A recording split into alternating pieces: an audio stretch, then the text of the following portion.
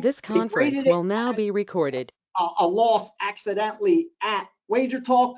So they're going to fix all that data. Not a big deal if you were looking at results. But real quickly, before we get into going back over results, before we go into today's NFL, I have some live bets to make. Right before going on, my MMA, one of my MMA groups that I work with, which is an originator, gave me 2 positions that he wants me to get down on right now. So I will share those with you here immediately. I am going to have to bet those with you. So give me a second. Also, let me just pull up all the lines I need for this one. And so we can, again, these aren't premium plays because I have not worked on the UFC card, dug into it deep enough to put my strong leans to the side. Again, I just got back from Florida. That's why if I'm not gambling, I'm not going to have you guys gamble. And I was extremely selective. And with that said, I still have to dig into this week's UFC, which I will do tonight during the Sunday Night Football game. That's the plan. With that said, I don't release any of my originators' stuff as my own unless I already like that side. Meaning, let's say I already have Grant Dawson as a strong lean. My originator hits me and says, hey, get me X amount on Grant Dawson minus 350. Boom. Oh, I like Dawson too. That, remember, one of the 5 factors that I trade, network, helps confirm it. Then I send it out as a play. That didn't happen here because I haven't isolated those plays just yet. But I am betting them and putting on top of it because of their long-term history. And later in the week, if I really do like these plays, there's still some value, I would release it as a premium play. Like I said, my relationship with the guys I free roll, the guys I provide accounts for, the guys I share info with, they know I've done this long enough. I'm not going to steal their work. Again, we're both sharp. There's times we're both going to agree. There's times we're going to disagree, but I'm never going to steal somebody else's work and more or less piggyback it blindly. So let's start off. We're going to take first Montana De La Rosa. Oh, wait, I'm sorry. Montana De La Rosa at anything plus. I see her plus 105. I see her plus 1010. He just wants plus money. If I could get him down on De La Rosa plus money, they are comfortable with that. So I'm going to give him plus 105 on the De La Rosa side. And then the second side is on Alex Morono. This line is plus 170 right now. They are fine with that. Circa has plus 170. The other Circa has plus 170. But okay, they're dropping. Some are dropping. So it seems like they're already moving on this. So I'm going to be a little fair. I'm going to give him 170, but I'm going to get it down at 160. I'm going to have to eat that 10 cents. Now, some books, as you'll see, I'll probably find the 170. But if I don't, I'm going to give it to him anyway and just eat it by laying the minus 160, the plus 160, excuse me. Because again, these sources of information, it was on me to be able to get down. The 170 was there. Like I said, I even have a book offering me the 170. It's just not as readily available, and it has to do with me setting up for this chat and me preparing for NFL, and that's not their fault, is it? So again, give me some patience because as you will see, I too am betting this with you as we are going through this. Oh, right, they don't even have MMA lines. I should go on screen and actually show you guys us moving the lines for $500, but it's not time to show off. That's just foolish. You guys know how we roll. All right. So let's share some of this screen real quick so you could see I am betting these for our people. Yes, sir. Gambas is firing, baby. Gambas is firing. And more importantly, for one of the groups that I free roll, not Gambas, it seems like they saw Gambas coming in, and they too were going to make sure they got out ahead of it. Because again, if they probably were sitting in a position like I am, where they have their position set and they're waiting, determining what's the best line they're going to find. And eventually Andrew comes in and blasts some of these. So yeah, I'm seeing even, see a stupid drawing tool. Yeah, hold on. Sorry, guys. I got to get out of this to get these in. We can't play games right here. This shit has to get in. Morona, shit, I'm going to have to eat more than that. I'm getting 155s on Morona. I don't know about you guys. What are you getting on Morona? I'm getting 155 on Morona. 157 on Morona. Yeah, I'm going to get in. I'm going to get in. If it was better than 150, that's what I told myself in my head. If it's better than 150, I'm getting in. Because I do think it's greater than 4 out of 10 times Morono gets it done against Buckley. So here, so you could see, I am not lying to you. I am willing to take the 55, the 56, because again, I really think this lumber will possibly go lower than that. This isn't the end of it. What did he give me? Hey, they didn't give me that good of a bit. He gives me better, 56. Let's go.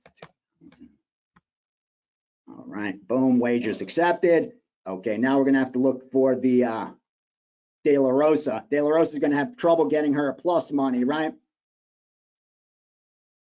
Because so far what I'm seeing is a minus 110. Let's get in here real quickly. Let's get this in. Hold on. De La Rosa, De La Rosa. Oh, wow, they got that one off the board. Wow, De La Rosa up to minus 110.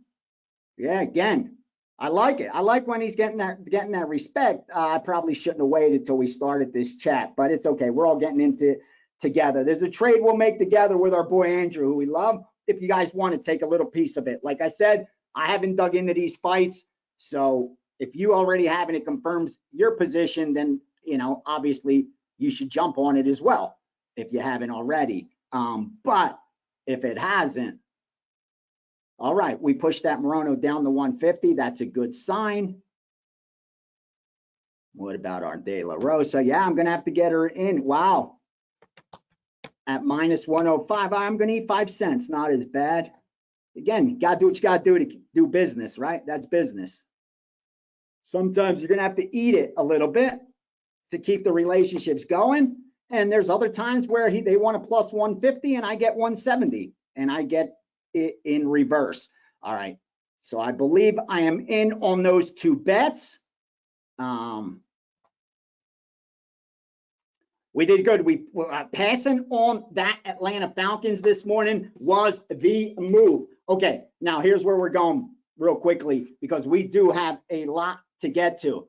DK plus 105. That's it. Yes, yes, yes. Get her in. Plus 105. Get her in. Yes, Garrett, when you agree with those, you fire. When you agree, you fire. Because now you're betting from a position of strength. You know that a sharp bettor, a group, organization, wise guy, whatever, however you want to categorize it, wants to take a position. You know historically, when this group takes a position, they're going to move the market. So as soon as you have an idea, as soon as you have a confirmation, more importantly, that they are firing or gonna fire, you need to get down. Because what happens is you end up with a ticket where you are in the driver's seat. Right now, you get De La Rosa at DraftKings at plus 105, at some of the Square accounts, plus 105, plus 105, plus 105. Guess what's gonna happen? Within a couple days, you're probably going to be able to take the other side plus 105. Now, I'm not telling you to do that, okay? But what I'm telling you is that's what betting from a position of strength means. Because if you decide to change your mind, information changes from day to day to day to day. Charts change. You have to be willing to adjust with the information. You can't be hard-headed and just use hedge as your hope. As information changes, you got to be willing to change with it. So let's say as the week goes on, we start hearing negative things about the De La Rosa side that are confirmed. She had a tough weight cut. She was preparing for something else, whatever it may be. But let's say we find that out and we're not as comfortable with our position. Now we could get off it. But what happens if I'm betting De La Rosa plus 105. We're all us sharper guys, movers are getting down at E plus money. All of a sudden, you get down on De La Rosa because you get the information a little later, and you're like, yeah, that's the sharp side. You piggyback it at minus 110, minus 115, even like I'm seeing at some books. What happens now? You're pretty much stuck with that bet, because how much further is she going to go? Sure, I mean, she may go to 120, 125. That's not going to give you the scalp you need to get off the bet. So again, you're going to pay vig to get off it, or you're going to have to eat it and hope for the best. And we don't want to do that. We want to bet from a position of strength. So real quickly, we got to rewind before we go forward. And we're going to do we're going to focus strictly on our NFL card here. Because as I said, I was away for 3 days. We'll talk about that on another pod. We'll do one during the week. As I said, we need one during the week where we could just talk, share ideas, answer questions, where we're not trading, where we're not looking for moves, where we're not sourcing the information that's coming through. Because right now, that's what I'm actually doing as this chat's going on live. And I want to be able to be here and answer those key questions that you have so I can help you, because I understand these last 2 months now, we've been chopping. That's what we've been doing. And it's that consolidation that makes it so difficult for a lot of new bettors and even seasoned bettors, because they see someone else on a hot streak and they're like, fuck, I'm missing it. I'm dealing with that with stocks where I am more a contrarian trader. So I didn't jump on NVIDIA, which went up 2x, and I'm seeing it go higher and higher and higher, but I have to stick to my charts, which are telling me to short it at certain pivots. With that said, you feel like you missed out on this big rally. You could have made all this money, but you got to take a step back and say, wait, is that actually the case? Because most of these big hot streaks, there's nothing behind it. All you're doing is buying this current hot streak. And we don't do that. We're here to win. Anyone in this room is here to win. So I get it.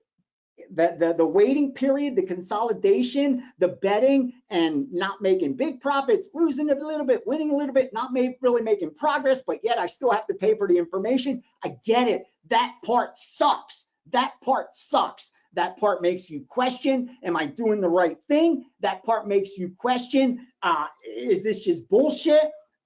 Should I be trying to just find the hot guys and ride them? Guy to guy to guy, information source to source to source. That, if you're sharp, these are the questions that should be going through your head. I'm okay with that. That's why I try to more or less speak to your reasonable brain and tell you, even don't believe what I'm telling you, do the research yourself. Take a step back, zoom out, and ask the most important question. The most important question to your source. Where are you for this year? How did you do last year? How have you done the last 5 years? You know the pitch. We've done this before. If you can't win long term, your short-term streak don't mean shit to me. All it is luck, good luck. So I get it, but I promise you, we are in the right position. We are in such a good position. Nothing could be more supportive of that than yesterday's play. I'm telling you, that 5% play was so classic of exactly what you're paying for. That is the best representation of what you're paying for, because there was sharp guys, there were sharp bettors, there were square bettors that saw that line move on South Alabama, James Madison total, and dove all over that under. Confirmed it was steam, confirmed it was sharp, and were piggybacking that sharp money on the under. What they didn't know is that total was being dummied down to death, so that through off-screen accounts like the ones I provide, we could bet limit bets over and over and over again at over 48, over 48.5, over 49, while the betting public and the sharps who thought they were smarter than the market were betting it down even lower for us, giving us an even better number. Again, that's just the network, man. And that is 25, 30 years of doing this every single day at the highest level with high level guys. And not a pat on the back and not to brag, but that is a perfect example of gold that's hidden in the market that just confuses so many really sharp bettors, because the game has changed over this last 10 years. It has really evolved, even for the sharpest amongst us. So real quickly, let's look at, again, they got to fix our result. So, but you know, what matters, where are we for this season? 150, it says 155.61, like we do. We tip the waitress, $10,000 bankroll. We know what to bet. Let's do our calisthenics real fast.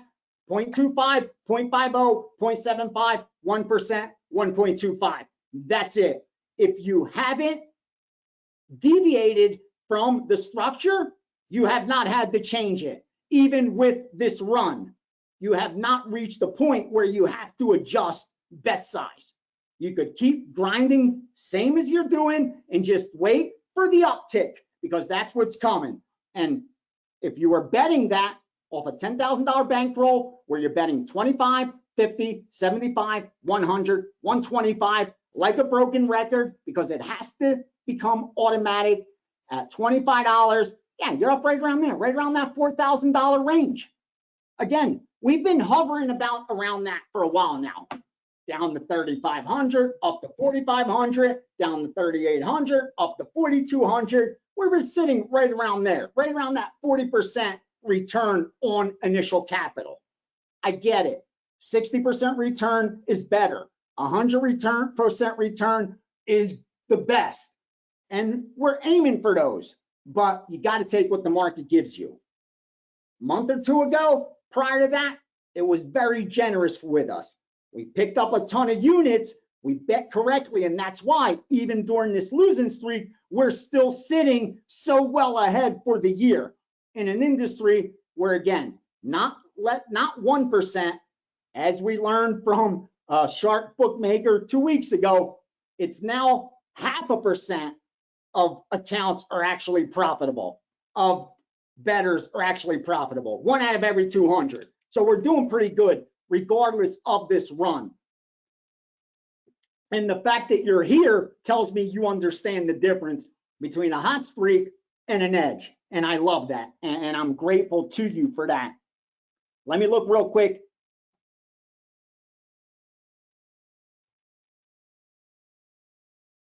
Yes, that's what we're doing. It's time to jump right into the NFL, because we don't have plays yet. But here's what we got to do. You got to give Ace a second to look through.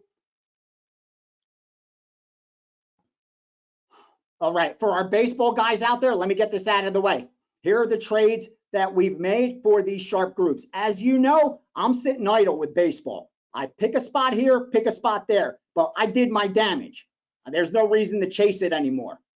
I'll tell you right now. Yeah, we're going to finish baseball #1 at Wager Talk with a 4% ROI, over 900 bets, and 100 and almost 15 units of profit.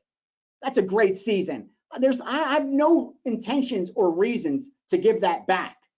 I will look to grow it, but we're in no position to gamble it. What do we have to gamble it for? So if there's a good bet in baseball between now and the wild card round, we're going to place it. If not, I'm going to sit back and wait for the best bets, which come when the playoffs are here. Because why? The market gets saturated with more unsophisticated money. Square bettors love playoffs. Baseball playoffs are on every night.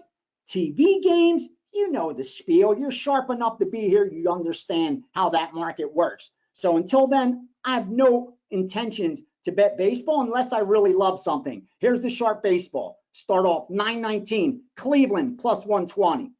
9:30, Colorado, plus 145, plus 140. 9:13, Boston, Baltimore, over 8, up to minus 115, up to minus 120, excuse me. 9:29, Minnesota, Colorado, over 12, up to minus 125. And 9:03, Dodgers, San Francisco, under 8.5, up to minus 120. Cleveland plus 120 or better, Colorado plus 140 or better, Boston over 8.5, over 8, excuse me, Minnesota over 12, Dodgers under 8.5. That's the baseball that I would be looking through from the accounts and the sharp bets that I choose from. Like I said, I already know we got plus EV. Now I just have to determine whether there's any more of that. All right, so now we got that out of the way. Give me a second to pull up the NFL. We're just going to dive right in. We're diving right into the NFL. There's no time to waste. And I'm going to go through the games quickly, share what information I have as far as did we bet anything for any of these groups, and tell you what I like, why I like it, or whether I like or don't like it. And again, you're all grown men and women in this room. You have the green light to place any trade you think is a good trade. Any trade you think is a possible trade, I want you to place it. I want you to take it. I'm going to let you know the ones I'm placing. And you know the results from those. My goal for you is to make as much money as you can, however that is that you make it. All right, Falcons got on the board. Falcons are on the board. All right.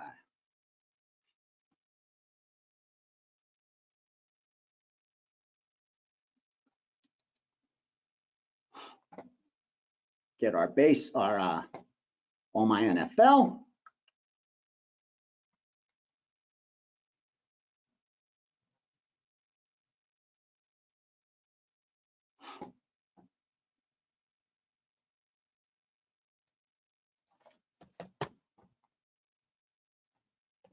Boom. And also going to look at our baby teasers real quick later.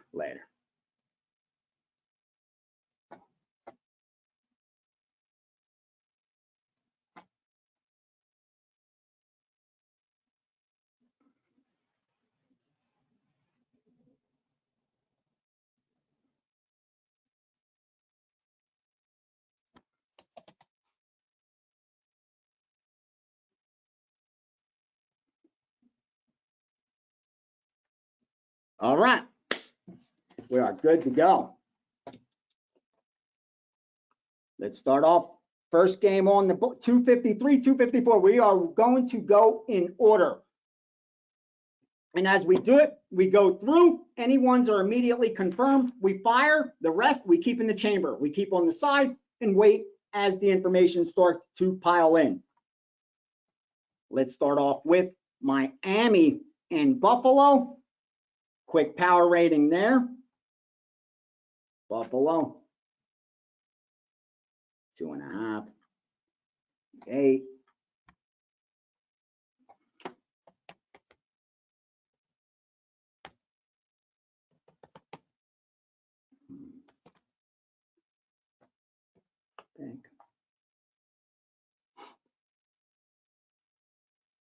All right.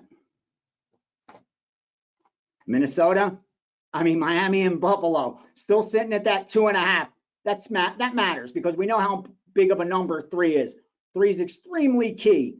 And for books to move on or off of 3, it takes a lot of pressure because it puts them in a position where they could get middled, where they could end up paying both sides because more games land on 3 than anything else. But because we're seeing good two-way action in this game, I'm not surprised, meaning you would think Buffalo would be getting the betting action, but that's just not the case because Miami's been that sexy team so far this year. So the fact that it hasn't gone to 3 shouldn't scare you. And me, it doesn't. It hasn't scared me, where usually it would. Like if I like the Buffalo side, if I was leaning that side, because I do think power rating wise, they should be higher. Listen, what this number reflects is that on a neutral field, Buffalo's maybe 1 point better than Miami? I don't think so.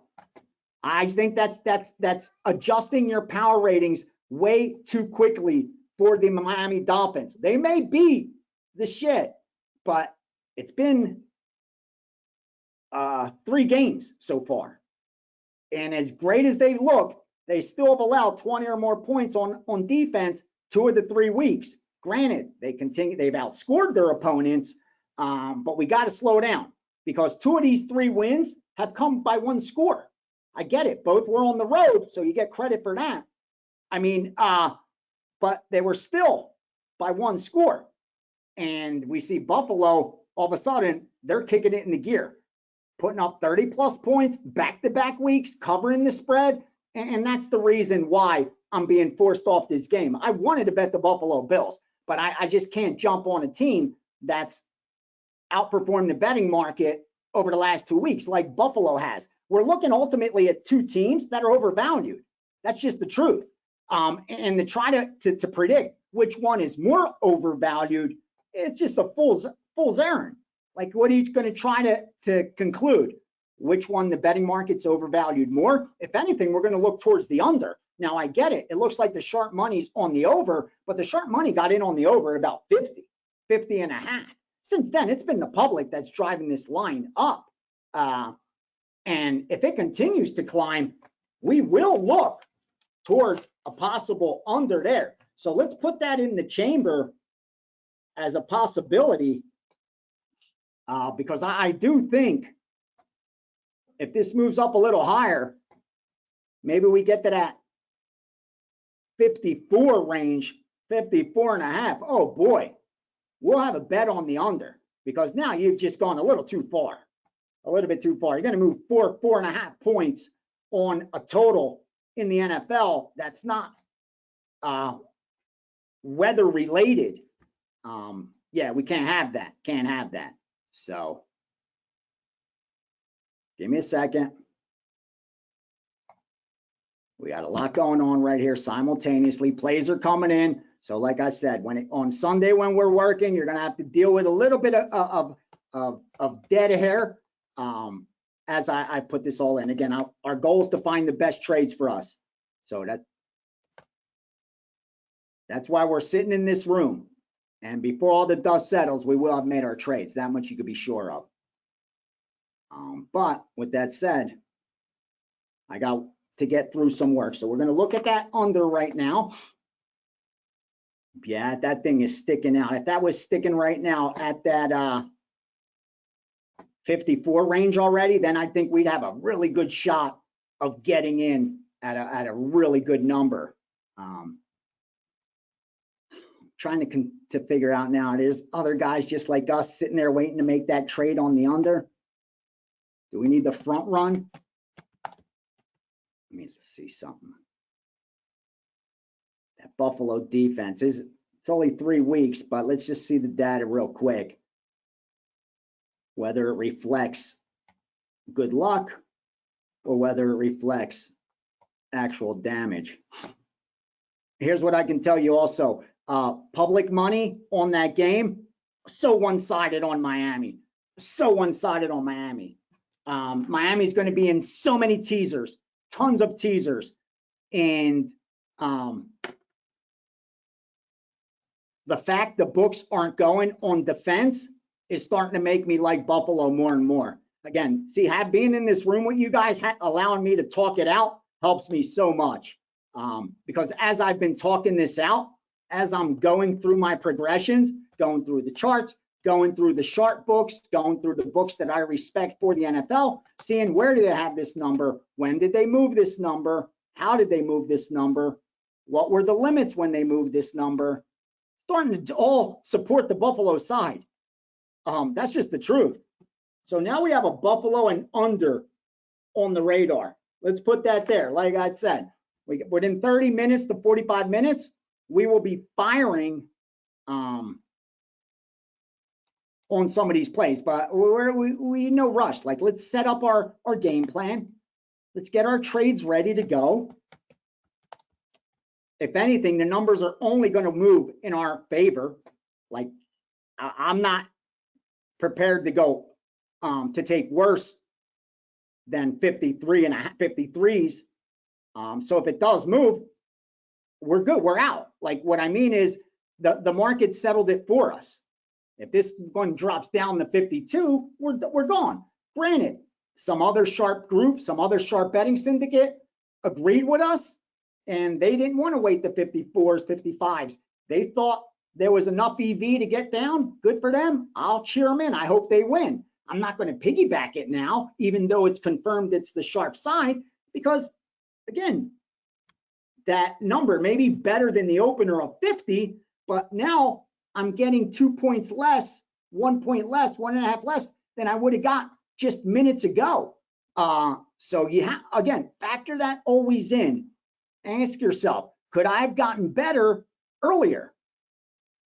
And if the question's yes, then you got to let it go. You got to wait for a next one. Again, I know we want action. It's Sunday NFL. But I want winning action. You know, that's my goal, to find good bets. And right now, it does look that way. Like, I'll tell you this, if Buffalo had played a tighter game against Washington, if the Jets' loss was last week, we would have been in a really good position to take Buffalo, because they're at home, division rival, in need of a win. It's okay.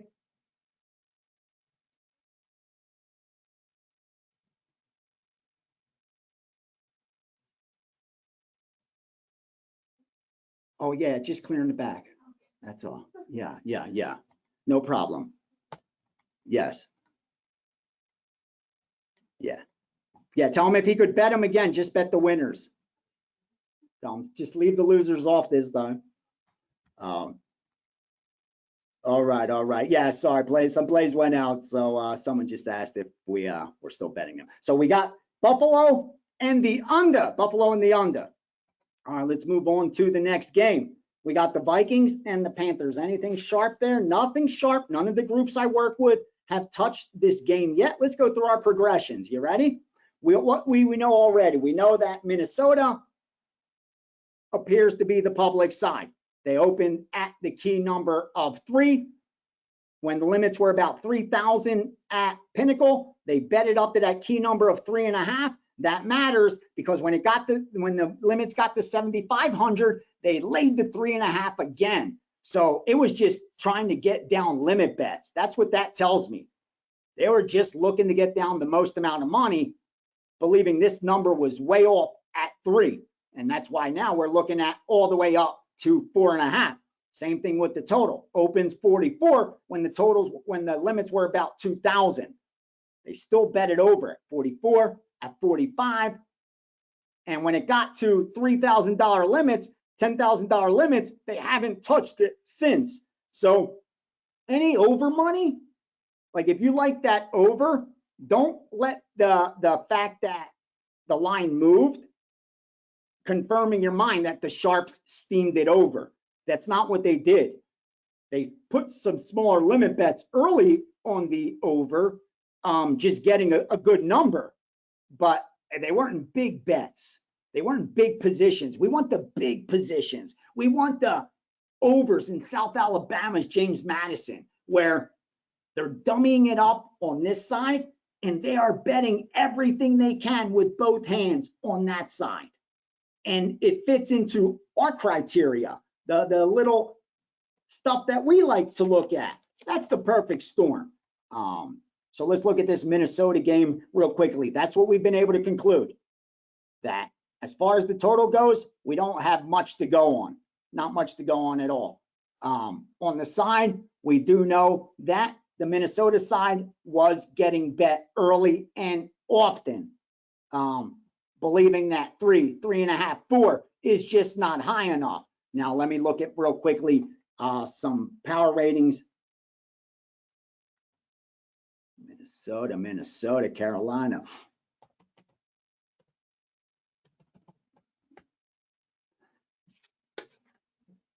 Yeah, see, that's what's strange. Power rating wise, it looks like the opposite should be going the opposite way.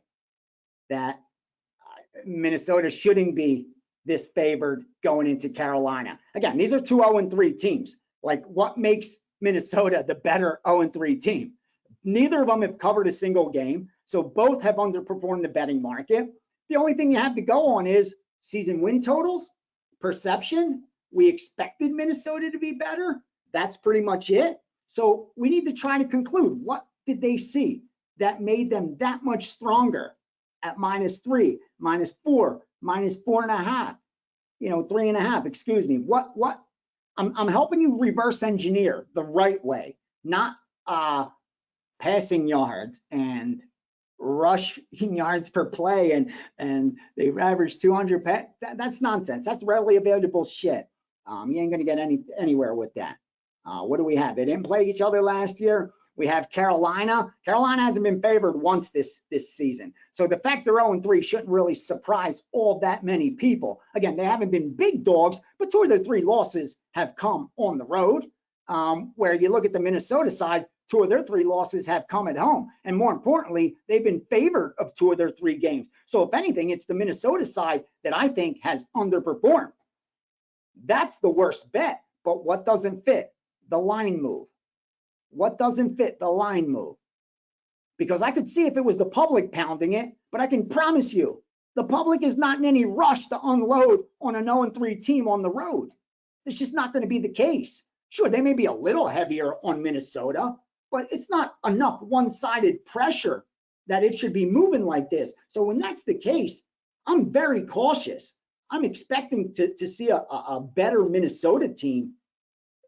Because that's a big move coming off a key number of 3 when power ratings, some of the sharper ones, don't reflect that you should be that big of a road favorite.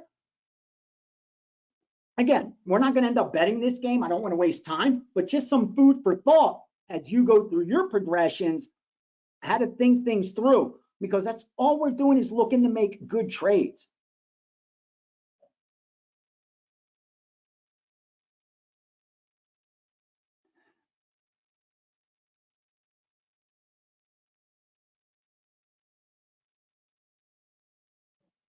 All right. Do you?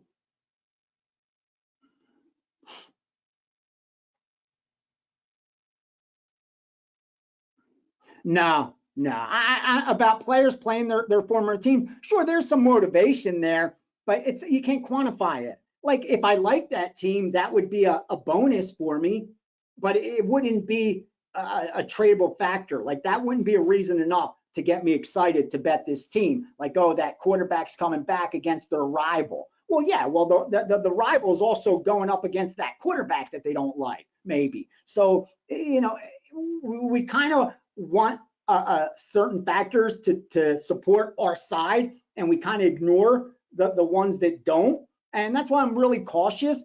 I'm more, I like data. I like, can we quantify it? Do we know what it's worth? And that's why I like with teasers, I can tell you what they're worth. With buying a half a point, I can tell you what they're worth. So I know factually whether I am getting the best of it, whether I'm not getting the best of it. So we have Bills and unders so far. We're not fucking with the Vikings or Panthers. That's going to be a learning experience. That's what I did. I wrote down notes. That's a game I'm going to watch. I'm going to learn from that result. I'm going to pay attention. I'm going to write down, where did that line close? What happened that final 15 minutes? And then check the result. And more importantly, tomorrow morning, look at the box score. Because if the box score doesn't support the result, then you have to change things around a little bit. Did they get lucky? And then again, that changes things even further. This is it's a puzzle. This is one big puzzle that you're trying to put the pieces together. And as you start to form a picture, the faster you see the picture, the better chance you have of getting ahead of the market and getting in a good trade. That's pretty much it. If everyone's playing teasers on the Dolphins, would you not want to keep the line at 2.5 so that you can continue to get some Buffalo action? Well, no. Here's why. Because now I put myself in a position to get middle. What if Buffalo wins this game by a field goal? 3 is the most probable number in the NFL. What if they win by 7? The second most probable number in the NFL. What if they land on 6, on 4? If they win on those very probable numbers, then the book loses both bets. They have to pay the Buffalo -2.5 bettors, and they have to pay the Miami Dolphin +8.5 teaser bettors. That is the absolute worst position a book wants to find themselves in. That's why the level of thinking needs to be why invite, because the invitation is on the Miami side more than anything else. You're giving a 3-0 team that put up 70 points, 8.5 points against a Buffalo team that sure looked good against Washington, but against the Jets, they lost the game that they should have won. Like, they haven't been all that dominant. So for me, it's more telling on the Miami side of inviting that action as opposed to inviting the, Miami Buffalo total moving down. Good eye, Joel. Not surprised. Again, this is a sharp better seeing the same things I'm seeing. And they're saying, you know what? Maybe it's not going to get to that 54 range. It did get to 54. It did get to 54, but that was on the 27th. And at that time, I didn't have my work done. I'm just being honest right now. And I wasn't in a position to bet that under. These guys are willing to do it right now at an even worse number than that 54 on the 27th. Tells you a lot. So if anyone did make that trade, I think it's a pretty good trade. If you got in on under 53.5, you took that position, I think it's a good bet. I really do. For anyone in the room that got down on if you have a under 53 in your top pocket right now, when I'm seeing juice to go under 53, when I'm seeing 52.5s out there, even at some of the sharp books, you did well. And what are we seeing now? Buffalo also moving 2.5 minus 25. So we're on the right track. We're on the right track, but we're isolating the best bets. So we could slow down. We can slow down because Buffalo ain't going anywhere but to 3. Okay. And I can tell you right now, give me 1 second.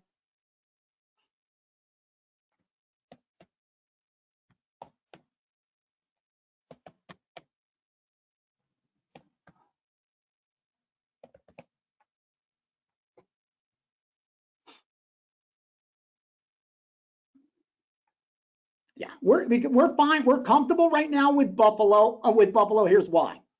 Because at 2.5, we could bet it all the way up to 2.5 minus 125, 128, 129, and it's still a better number than going -3, minus 110. That's why I'm not in a rush on pulling the Buffalo trigger. Instead, what am I doing? I'm looking in the back, seeing is it going according to plan? Are the square bettors taking the Miami side, and are the sharper accounts taking the Buffalo side? So far, not enough to push us over the edge. Not enough to push us over the edge. I would consider that like a 2% play on either. And we're not looking for 2% plays today. We're looking for 3s, 4s, and 5s.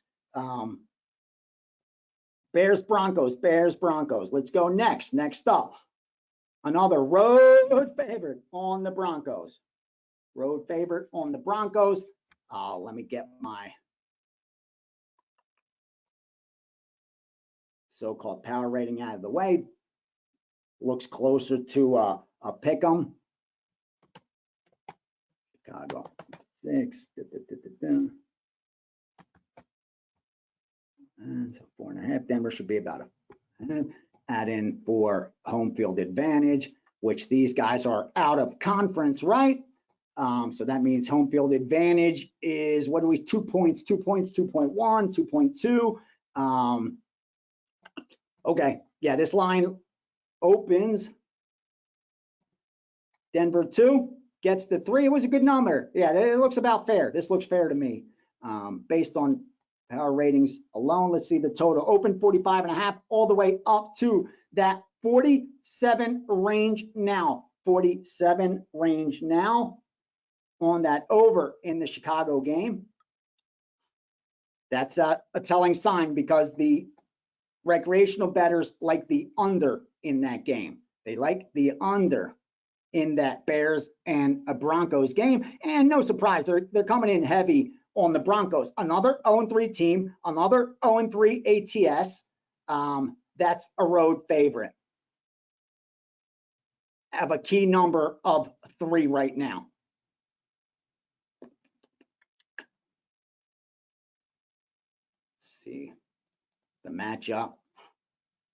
Chicago coming off a 10-point game where they allowed 41. Okay, their offense, they're just putting in lower scores.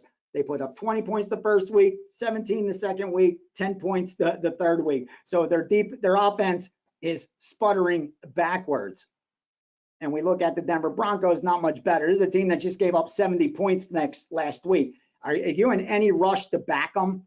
They underperformed the market by 50 last week. But then on the flip side, we got a Chicago Bears team that's 0-3, 0-3 against the spread. Like, there's nothing to like here. Why anyone would be betting this game is beyond me. The only thing that sticks out to me is the over. You have two bad teams. You know, it's just customary as a handicapper. It takes more effort to play defense than offense. You expect less effort from two 0-3 teams. We know the history as far as getting into the playoffs. The only negative is that these teams have been overs teams this year. But we're also looking at one of the highest totals for them for the year. So it looks like the market's adjusting and catching up, and I don't think there's an edge either way.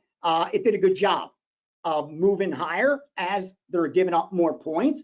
And you saw this total open 45, right around that range, and up to 47, exactly what it's supposed to do. I don't think there was an edge either way. It's just the market doing what it should based on the money that's coming in. These are what bettors should be doing. So it's no surprise. We're looking to go counter trend. We're looking to find that position, those extremes. We want extremes. Those make for the best trades, the biggest extremes. Okay. Again, I know we haven't placed a bet yet other than the MMA, but well, I'm not here to gamble my money. You want to gamble, knock yourself out. I'm looking to double, triple my money. All right, Baltimore, Cleveland. Here we go. A nice rivalry game. Let's pick up some of our factors. Let's start off with our power rating. Another one where it's expected to be extremely close, right? These two teams, almost like you add home field advantage and you leave the rest alone. Yeah, that's what it is. I mean, you know, Baltimore's maybe a power rated half a point better, but you add in for home field advantage because don't forget, these guys are playing division. They play each other twice a year. The travel, the home field, the advantage just isn't there. It's worth about 1 point, 1.5 max, average about 1.25, and you'll do great making that as your home field advantage. See what this line has done. We have a flip-flop of favorite, obviously, where Cleveland opened as the favorite. Ton of under money from 42 down to 38.5. So you saw a ton of pressure on the under, and no surprise, you have sharp bettors and the public both on the same. That's what's usually going to happen. You're going to see an overreaction. The question is, can you take advantage of going counter to that once it surpasses where it should be? Once it gets to that oversold, undersold positions. Like again here, 7 out of 10 tickets on the total is going to be written on the under. The fact that the bettors are still betting it under after this adjustment just tells me why bookmakers make so much money. I mean, listen, it was 42, dude. You're losing 40 once, you're losing 40, you're losing 39. For God's sakes, why would you even bet the under now? Even if this game ends 10-7, it's a terrible bet. It's a terrible bet. And yes, they're coming in at under at 38.5. And then you have this Cleveland side. I'm going to tell you what, Cleveland, slow down your roll, because what you're being offered is the Cleveland Browns at home as dogs up to 8.5, right? On a teaser. Oh, does that look sexy on a game where you're not expected more than 38 points? Looks really attractive to me. If I was square, that would look somewhere where I might want to add some money, right? Not us. We look at the opposite. We look at the opposite. And we say, wait a minute. Browns look great. Power rating suggests this game's a coin flip. And home field advantage doesn't mean dick. We know that. We expected a low scoring game. Yeah, I mean, like the public to bet this under, it's no surprise. It was a 13-3 final last year, 23-20. These teams in the last, how many times have they gone over? You look back the last 1, 2, 3, 4, 5, 6, 7, 8 games, they've gone over like once, twice. I get it, but let's not forget, here's the difference. Here's the big difference. You look over the last 10 times these two played, only once was the total below 40. One time. And yes, it went under that as well. So you're seeing the market is adjusting. That's me. I continue to talk about how efficient this market is. This is a perfect example of the market correcting itself. It doesn't happen overnight, but it will correct itself. And now it's sitting at the correction. You're now at totals where they should get to, where they should have gotten to quicker, obviously, quicker, but eventually it does get there. And that's where we're looking at. So anyone betting this under now, it's just a terrible bet. And again, there's guys that are going to cash that ticket that think they made a great one when this game ends 13-3. I get it, but I just can't agree with that train of thought. But if it works for you, you know, if that works for whoever's doing it, then keep doing it. Baltimore's coming off a loss at home. That was ugly. You needed that win. You could have been 3-0. You got to win those close games, especially when you're a touchdown favorite. So Baltimore's coming in off a game where they extremely underperformed. And on the flip side, you look at Cleveland, they outperformed the betting market by almost 3 touchdowns. And yet, how's this line moving? Towards the Baltimore side. So eventually, immediately, my sirens are going to go off and aim me towards this Buffalo side. And you look at some of the stats, the data, obviously we only have 3 games. So we're limited in what conclusions we could draw. Like, you shouldn't be unloading just based on data right now, as good of a projector as you are even. But what we do know is right now, we expect a regression from the Cleveland defense, obviously. You know, number one this, number one that, number one this, number one that. It's hard to sustain that. And you have to also factor in the level of competition. Who are you doing it against? Cleveland was doing it against Pittsburgh, against Tennessee, against Cincinnati, whose offense has been horrific. I mean, other than you know, the Steelers who put up some points here or there, you expect this to regress. So let's put the Baltimore Ravens in our chambers. They're at that number where we don't have to rush. We could wait as it evolves. This is right now. This is where all the square bettors are getting down. So we're extracting a lot of information.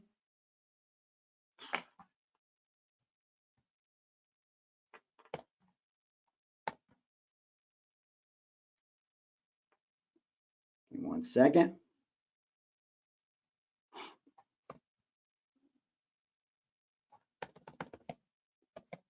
Come on, tell me what's going on in that room. Guys got to answer. All right. So let's add that. Let's put that Baltimore. Let's not mess with that total. I'm not comfortable at it. Let's pull up some props real fast while we have a second. And don't worry, my eyes on the clock for us firing. Don't worry about that. Don't worry about that. Oh boy, yeah, here we go. You ready? You ready for this? Hold on, let me see. I think we got a bet too. Just got to pull this up.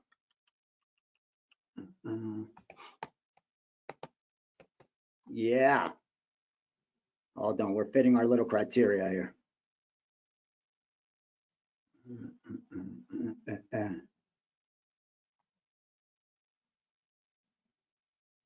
Oh, this is a beautiful day. God bless America.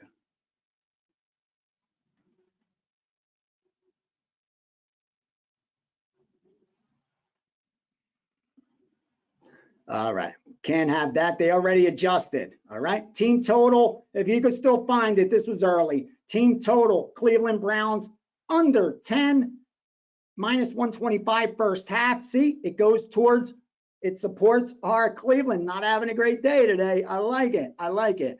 And the only other prop so far that we have, and also no surprise, is the under on the Buffalo Bills game team total under 28 at minus 110, under 28, excuse me, at minus 120, or under, and also under 27.5 even money. I didn't mess with those, just being honest. I didn't piggyback those. I take a percentage of the accounts, but it's nothing that really jumped out at me. Also, we have a soccer play. They've been killing these soccer plays. It's in Poland. It's in Poland. It's Legia Warsaw against Jagiellonia Białystok. You can't miss it. You can't miss it. Legia, the first team is Legia. And look at the second name. The team is Jagiellonia. So you can't miss it. Again, it's Poland under 2.75 minus 120, 125. They're comfortable taking that. No player props just yet. So we're doing okay. We are doing okay.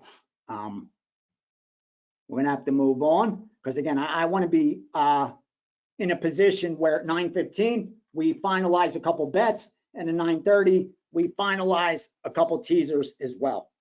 So don't you worry. Get you out of here on time. You guys could go enjoy the games. I'm going to have to get to work. I got a lot of catching up to do. It was the best experience of my life, eye-opening, to help me in sports betting as well. I want to share so much with you guys. That's why it's no nonsense. If you want to make money with me, you want to just place good bets, good trades, let's fucking do this. I went into all the nonsense with gambling Twitter. I give a shit. Right now, let's just make a ton of money. And I hope you run into my problem, which is you just having problems getting down. Like I can't play blackjack.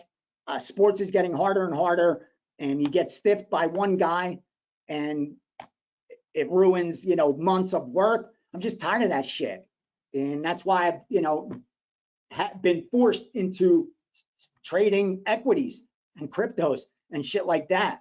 And I hope you guys get into that eventually. Do well enough, have enough capital that you too are forced to invest it in different markets, kind of like where I'm at right now. Again, I'm taking it from sports and moving it into other things because I see where this is going. They just want squares, dude. They don't want anybody else. All right, Texans and Steelers. This is a game that was on my radar. So let's do some heavy lifting. All right, where were we with Pittsburgh? At Houston. Hey, Rock, Papa's back, buddy.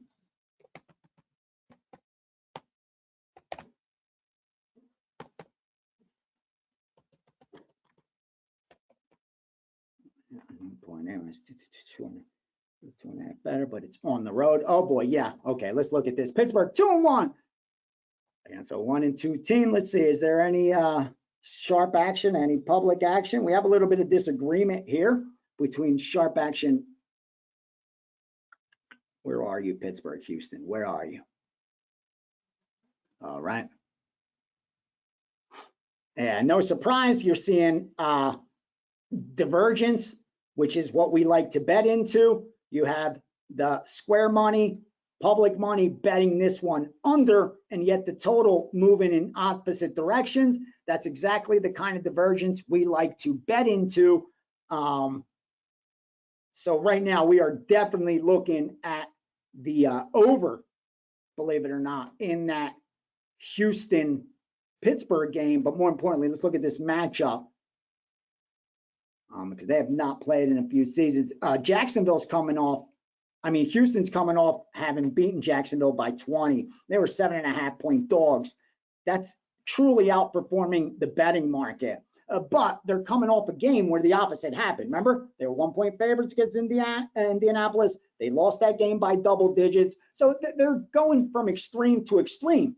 On the flip side, the Steelers are opposite. After underperforming the betting market in week 1, what did you expect to do? A bounce back. That happened last week against 2 weeks ago against Cleveland, where they were slight home dogs, won the game, obviously covered the spread, won the game outright.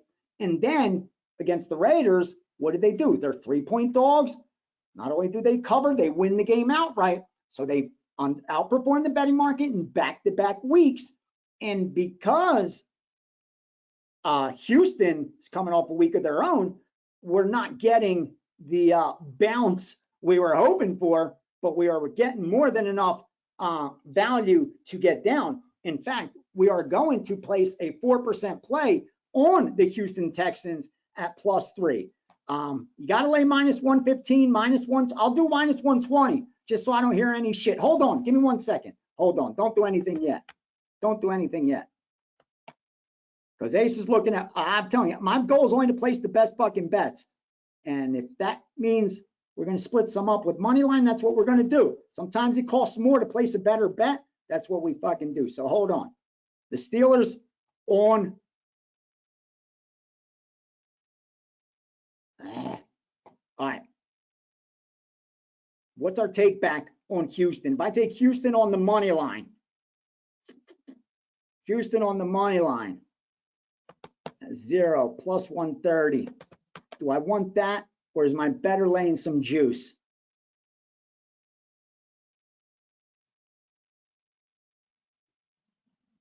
Okay, here's what we're gonna do.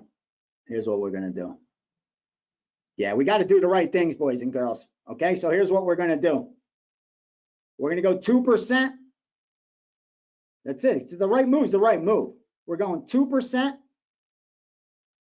Houston money line. It's mispriced. Listen, when it's mispriced, it's mispriced. There's nothing I could do about it. I like the 3 points. Makes me feel more warm and fuzzy inside too.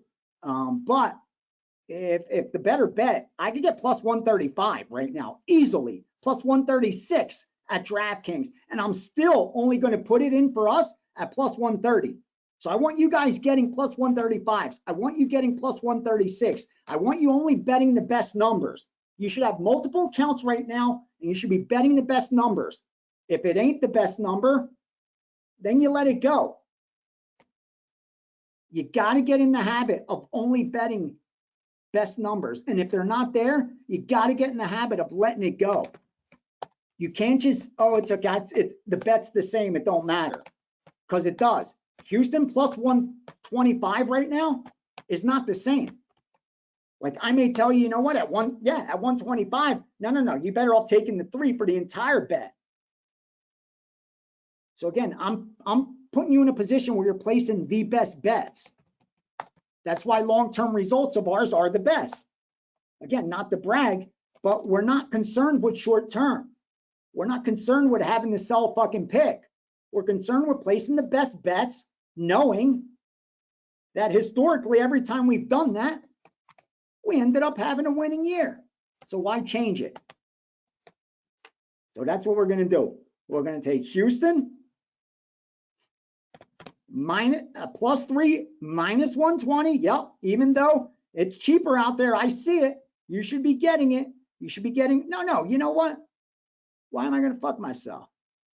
No, we can't have that. We're putting this in at -115. Now we got to learn right or not at all. Yes.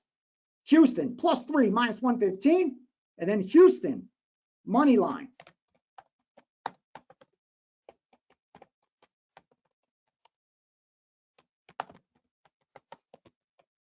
Yes. All right, we are in action. I get so excited when I make good bets, good trades, when I know I'm getting the best of it. There's nothing better than that. There's no better feeling than that.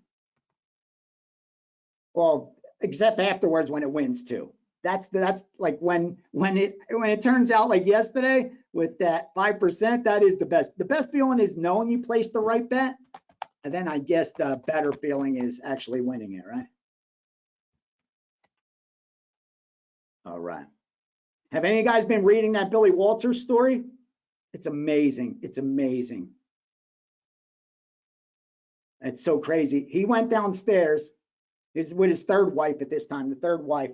He lost they had a fortune of 1.8 million amassed.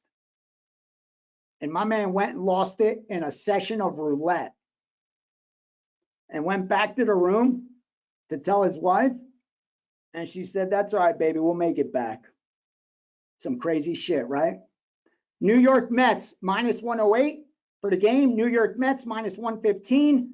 First 5. That's another baseball bet that is confirmed short. But again, I'm not. Let me see. Was that one that I actually did look at? Give me a second. Was that the Mets? Give me a sec.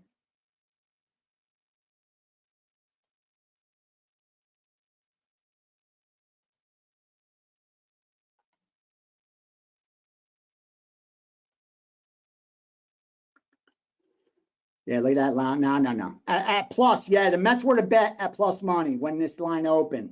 Yeah, Phillies were. Yeah, it was a good bet at plus money. I wouldn't lay now. I've seen 120s. That's why. See, we're doing great. We're doing so good. I'm telling you. Remember, December 31st will come. It will come, and that's when you can't run from the truth anymore. That's when people stop talking about their long-term results. Most people. And tell you in January about the great first week. All right, let me see any questions real fast. How much do we think Deshaun Watson's worth to the line? Great question. Usually the market's gonna what's it called? Overreact to it. Great bet, Davey. Great bet, Davey. But based on the backup, was he worth a field goal to the betting line? Not even? No.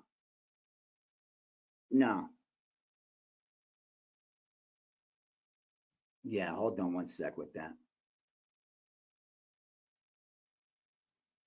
Hold on, I got to get this into. While I'm doing all this shit, I forgot I didn't bet my freaking Texans play.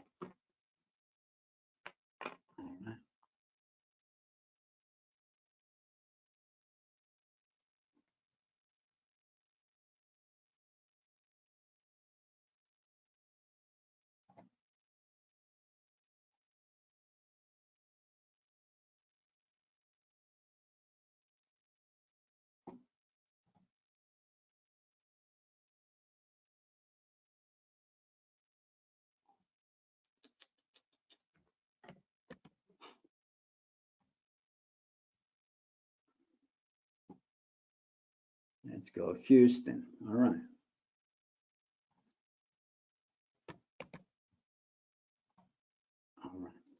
Next up, Rams Colts. Oh, I think we may be getting involved here too. See, don't worry. I did some NFL work. I came in prepared.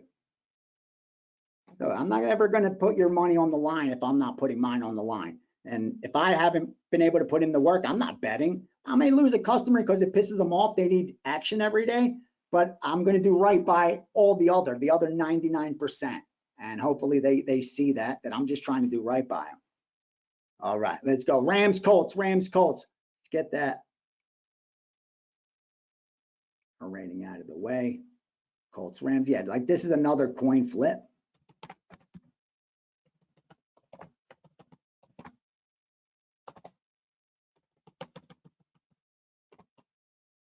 LA.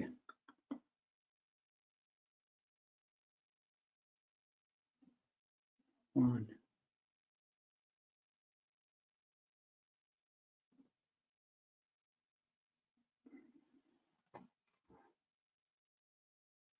Yeah.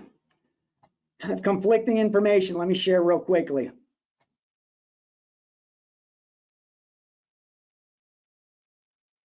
This is one of those money line movers where it flipped back from -1, -1, -1, -1, -1, -1, -1, -1, getting plus money back and forth. And I can promise you that there are sharp bettors on both sides. Ram plus 105, Colts plus 105, Rams plus 105, Colts plus 105. We are seeing some under money come in right now, but there was over money earlier in the week. It looks to me like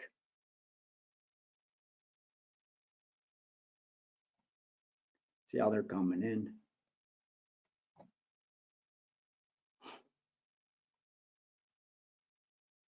Wow.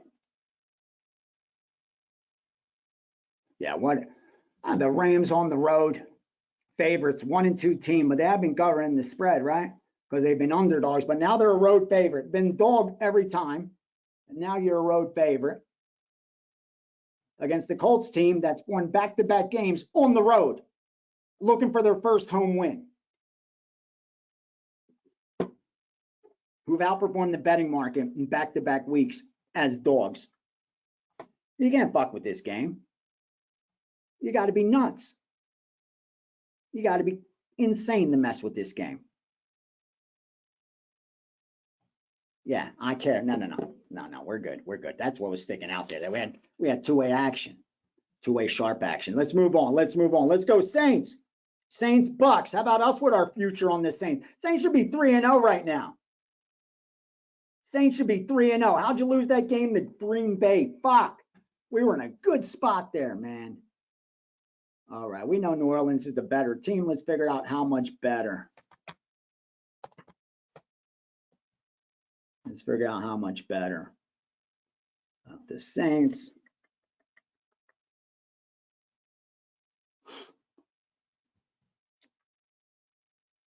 Point home field isn't worth dick.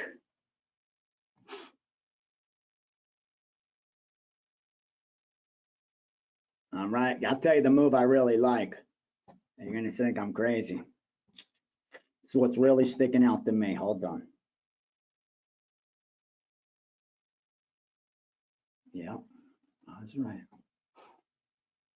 All right. Yep.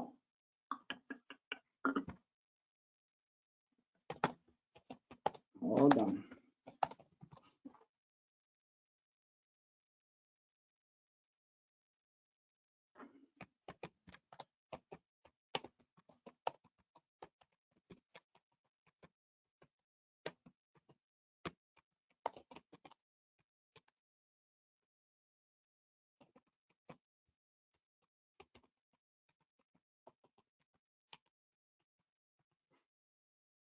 All done.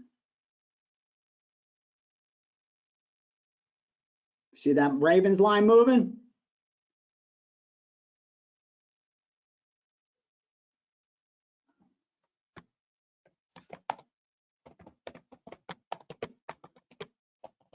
It should move. It should move.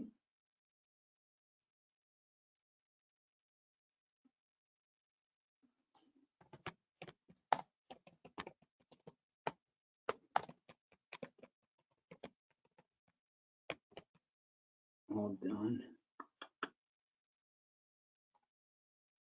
Come on, send me your props if you got them, dude. We ain't got all day.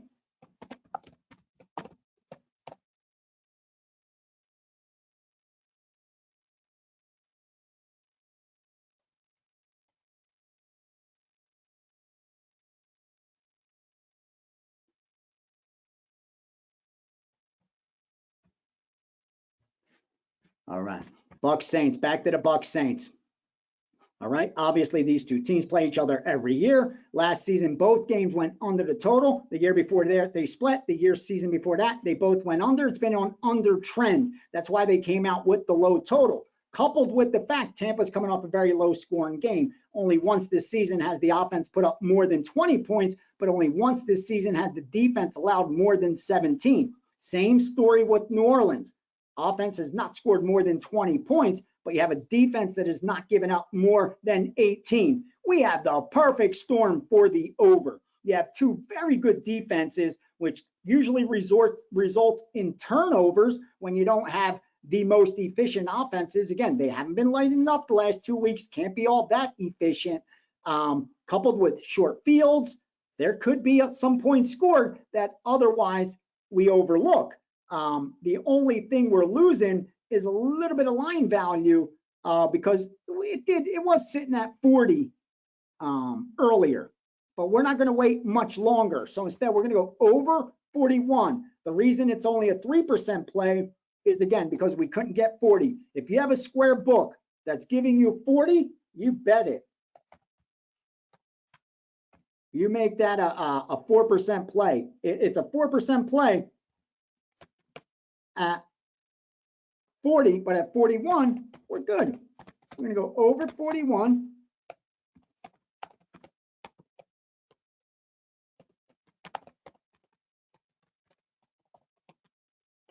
Boom. Just like that. Bets start to pile up before you know it. We got Houston. We got Tampa and New Orleans. Let me just make sure my people are getting their stuff. Got it. Can't leave them hanging. Let me get that to them. Let me get my bet in. You guys should have your screens open. You should have no problem at all getting that over 41, over 41. That's what everyone, woo, one of my sharp accounts went to 41 and a half. That's what I want to see. That's what I want to see. Go higher, baby. Don't never come down. Free base. Here we go. All right. It's like making good bets. Just give me good bets. Woo! All right. Here we go. Eagles, Commanders. Eagles, Commanders. Commanders. They're the Skins. They've been the Skins. They're always going to be the Skins. Hold on, hold on. We didn't see the side on that Saints game. Hold on, hold on. What are we looking at the side real fast on that Saints game? Yeah, that's a Texas El Paso. We're going to pass right there. Oh, something's getting nice and stronger for us, baby.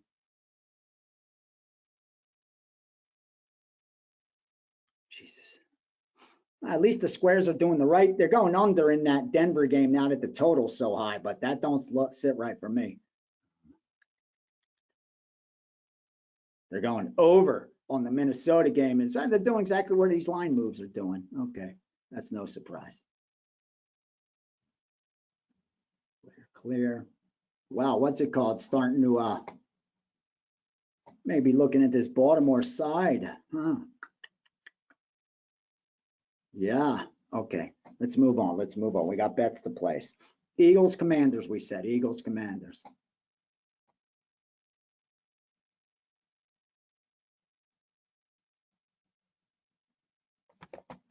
Eagles, Skins.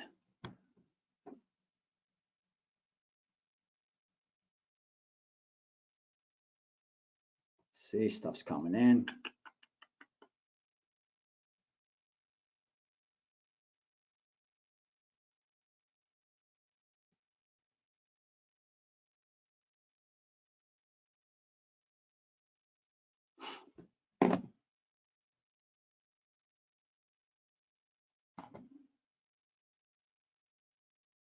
No, right, nothing added, nothing added. I'm going to keep that one open for as they come in. All right, in the Skins game.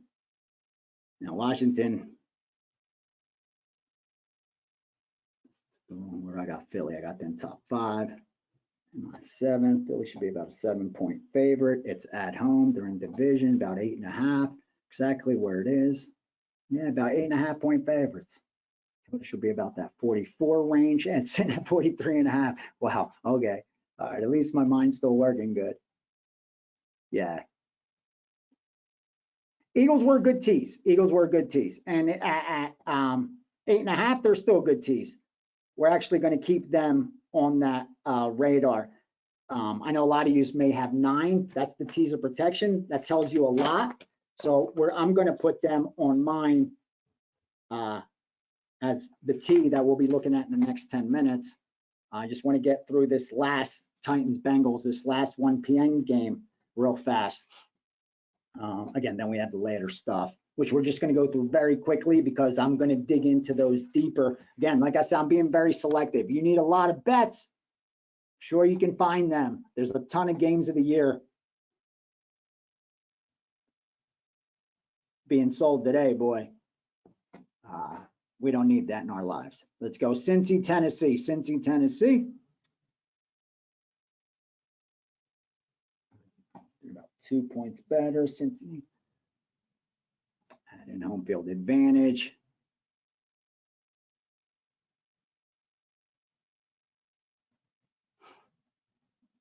I'm 41. I'm in 41. Where are you at? 3, 2.5. Oh boy. Okay. Do we do?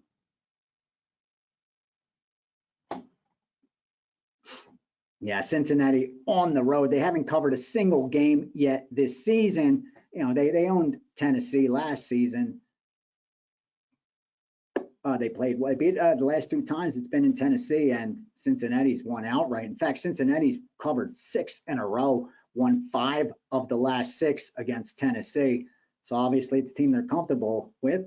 But more importantly, I like that they got that win. They're coming off some tight games, Cincinnati, man. Forget that first week with Cleveland where the offense couldn't do anything. We saw Tennessee, that happened to Tennessee last week. Let me see something with Tennessee and that Cleveland game. Hold on. Just need to see the turnovers real fast. Yeah, Cleveland fumbled the ball 3 times. No interceptions by either team. Okay, so that was totally legit. Got it. Okay. Yeah, we're on this game like that. Let's get some love. Another one, they're letting you take that home dog in a low scoring game up to 8.5. Tells me so much. Let's see what that money line is in case it's the better bet. Because we could do Pinnacle's minus 132. Obviously, I know you guys don't have all Pinnacle accounts. And between 132 and 145, let's meet in the middle at 140. So are we better off laying minus 2.5?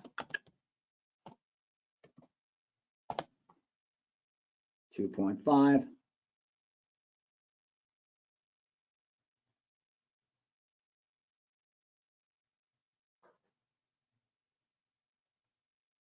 Better off laying 2.5 minus 250 minus 115, or taking money line at minus 140. 2.5 minus 115. If you could get the money line below 140, like if you have access to that penny accounts or there's skins like I do at minus 136, that's the better bet. In fact, that's what I'm looking for. Any book that has less than minus 140, yeah, anyone less than minus 140, I highly recommend. Let's see how I'm going to send out that premium, man. It's very borderline. I see 2s minus 120s, 2.5s, the total drop. Shit. So they've been playing such tight games, such close games. You know what? Let's go 2.5. Let's go 2.5. 2.5. 3% play.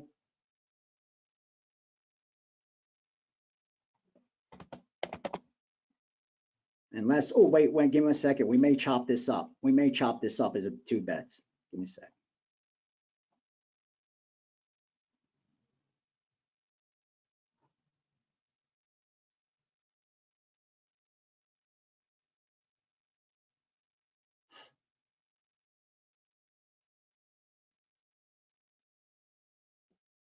Ravens are off. Okay, we're not going to fuck with the Ravens.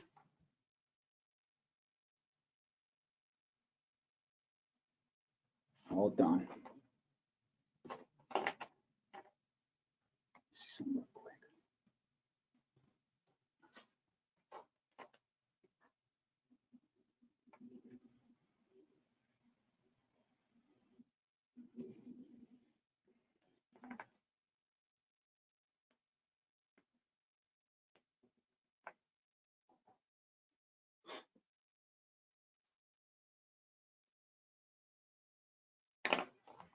Yeah. It warrants splitting it up. I'm going 2 and 2 again. 2 and 2 again. I like that split up. We're going Bengals with Tennessee. 2% play. Money line. Minus 140. I hope you guys can find better. Do the right thing today and every day. So we're going Cincinnati, money line, 140, 2%. Cincinnati, minus 2.5, minus 115, 2%.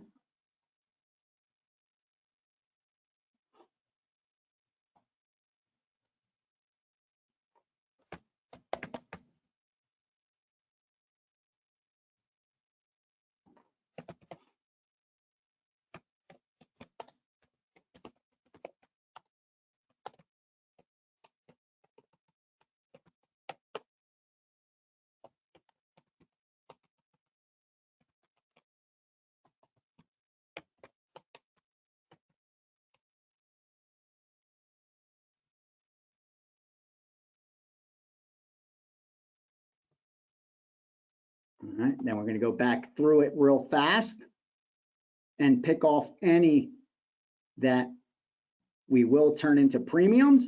And we're also going to tie up any plus EV teasers real fast too, so then we can move on to the next shit. Again, nothing but moving today.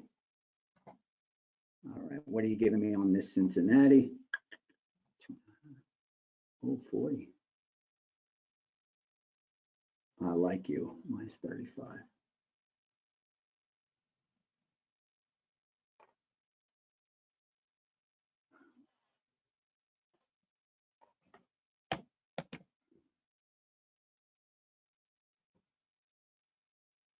Oh, I like it. I saw my sharper book move that Cincinnati money line to 145 right now, where it makes it the better bet laying the 2.5. And they're adding juice. Yeah, Cincinnati, I'm glad we ended up with 4% on them. That's good. That's good. All right, let's go back through it again. Real fast. We was looking at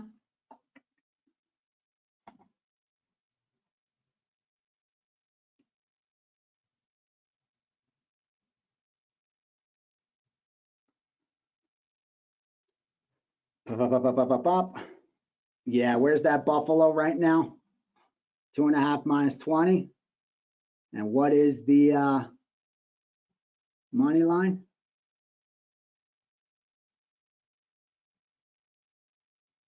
Minus 45.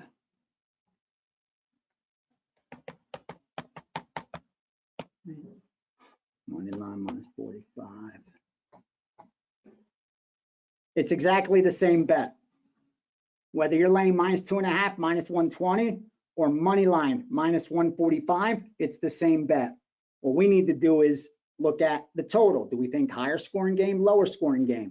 We like the under, but 50s, 53s, even a lower scoring game could still be a high scoring game. You know what I mean? High 40s keeps it under, but it's a high scoring fucking game.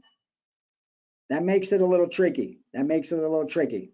But since I like Buffalo, that like as a 4% play, if you don't mind, I'm going to do the same thing. We're going to do the exact same thing. Just keep it in. That way we get 4% down and we split our risk up. We're going to do it like this. We're going to do Buffalo minus 2.5, minus 120. I love being able to bet the right way. See, when you sell picks, you can't do this. You can't do this. You're so limited, and it ain't the right way.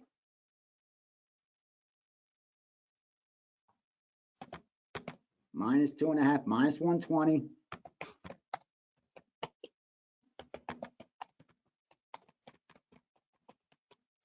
%. And we're coming right back with, you know it, Buffalo money line. Minus 145. See, it looks like we have a bunch of volume. We ain't got a bunch of volume. We just broke down our bets in ways that's most advantageous for us. Yeah, anyone that's Pinnacle's down to 52 now, anyone that got that under, good for you. Good for you in this game. It's a good move on your own you did. Win or lose, you placed a great bet. That's exactly the job. It's exactly the job. And look, the market's doing exactly what it's supposed to do. Reflecting the strength of your bet. It's exactly what's happening. Even though the public money and it's weighted heavy towards the over, you see the respect the books are showing for your bet. That's a great feeling. It's the most you could ask for as a bettor. That the books are telling you, yeah, you did it the right way. You placed a good bet. You got us. You got us. All right. Buffalo is in the books. All right, so we're on Buffalo, Texans, Bengals early, and the over 41 Bucks Saints. Oh, I love our card so far. Hold on.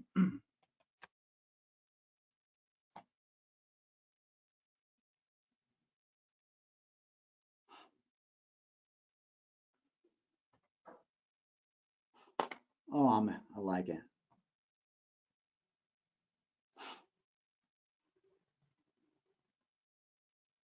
All right, no new props, no new props. So let's see if we could form some plus EV premium teasers. You ready?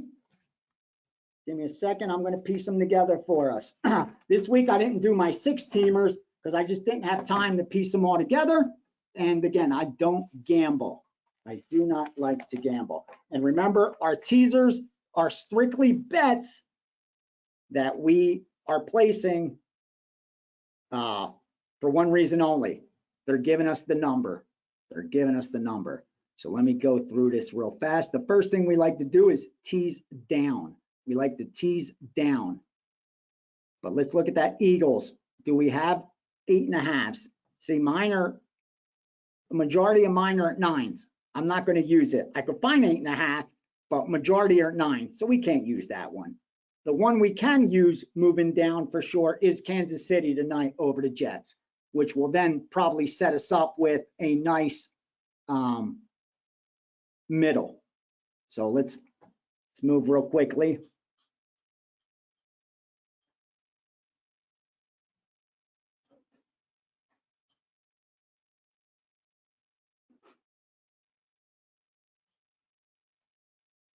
The Chiefs.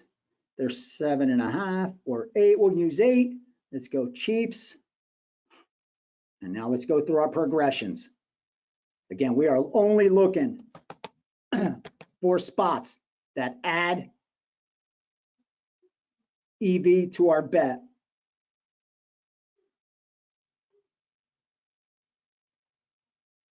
What's Indianapolis? Indianapolis. Nope, they're at 1. Nope, we don't want Indianapolis. We don't want Miami even. That's a good sign. That's a good sign. We don't want Tennessee even. We don't want Tennessee even. We don't want the Chargers. We don't want the Chargers. We can't have Dallas. We can't have either side of that game. We can't have the Monday night game. Yeah, and that's what they're supposed to do. Knock these to numbers to where the teasers just aren't profitable. And this is one of those weeks where if you didn't get out ahead before the teaser protection, you're just not going to find any. Remember, as we talked about coming into week 1, the strongest teasers are going to be ones that are available later in the week. The latest in the week that they're available will be the strongest. Those are the ones we want to put the most money on. The flip side of that coin is at the time when they're strongest, there will also be the least available because the information's been factored into the betting line. The books try to adjust against that defense. So how do you beat it? One of two ways.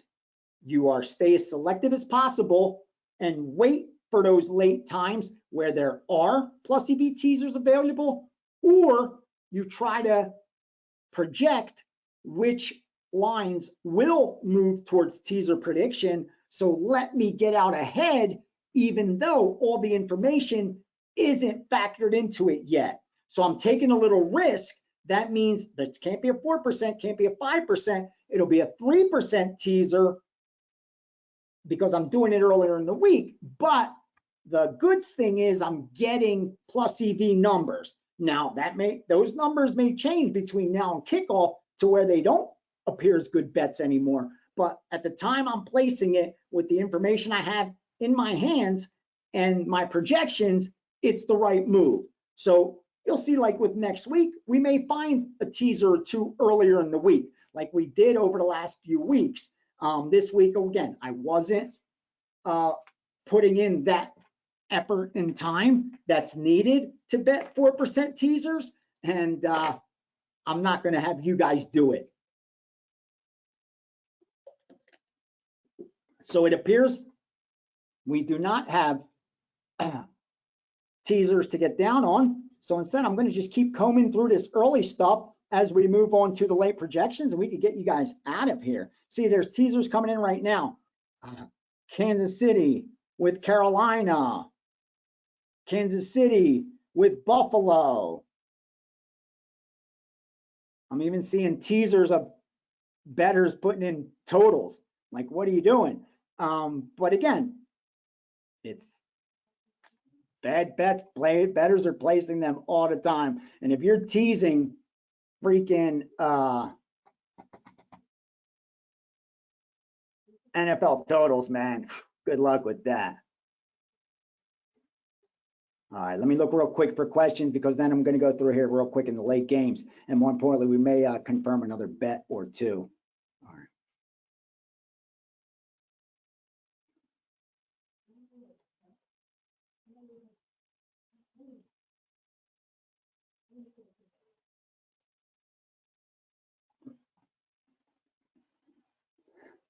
Oh, for Bucks Saints, would I lay 115 for over 40.5 instead of going over 41? 1 second. It's a good question. So should he go over 41 at minus 110 or go over 40.5 at minus 115? I got a feeling these are going to be pretty even. Yeah, it's about 2 cents off. You're better off taking the over 40.5, laying 115. And the reason for that is 41 is one of those numbers that, again, 31 to 10, 20, 21, it's not out of the realm of possibility, not making it a key total, but more key than a 39 would be. You know, less games end on 39 than on 41. And that's why it's not worth 5 cents. It's worth a little bit more. In that spot, you would, and you're getting 3 cents better, to be honest with you. So you know you've placed a better bet than those that are going over 41 at minus 110. Like, you did your job. The over 41 minus 110 is plus EV. Over 40 at minus 115 is even higher EV. And that fact, you go 3.5% play, 4% play, because you're in a better position. You're betting from a stronger position. And the stronger your position, the bigger your bet can be. The weaker your position, the lesser your bet should be. Yeah, I like how we're sitting. I know we don't have a ton of action, but I do like how we're sitting.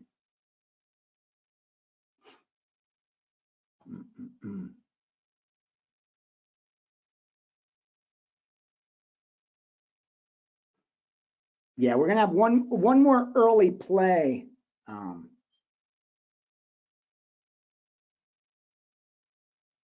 The two the one I couldn't confirm. Wait, hold on, because I'm starting to like this more and more. I'm telling you, the two that I like a lot right now that I'm borderline, I'm going to control over the next 5 minutes before we go into late games. I need to figure this out. Give me a minute. Is whether we're going to take the Carolina Panthers and we're going to take the Indianapolis Colts. That's what I'm sitting on right now. Are we taking Carolina? Are we taking Indianapolis? That's what I'm trying to figure out right now.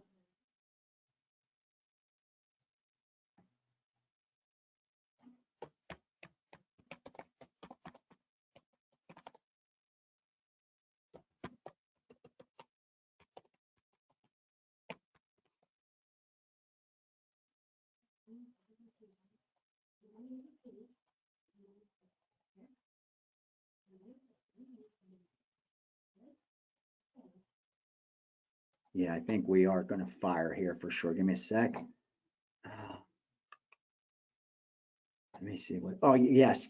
Do it, Penny. Yeah. We're on. We're on. You ready? Oh, here's the only other question. Do I take it on the money line? Hold on. 170 plus 4, 170 or plus 4? Do we want 4?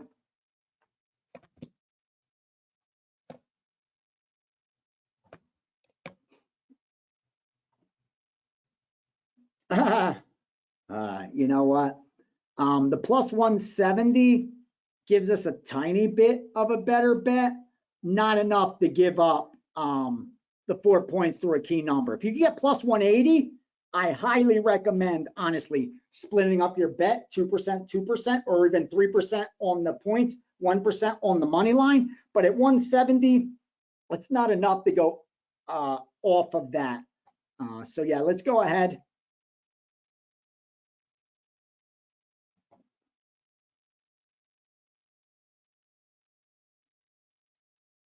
Let's take the Carolina Panthers.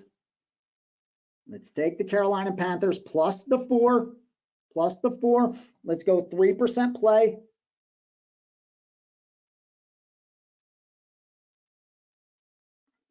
%3 play on Carolina.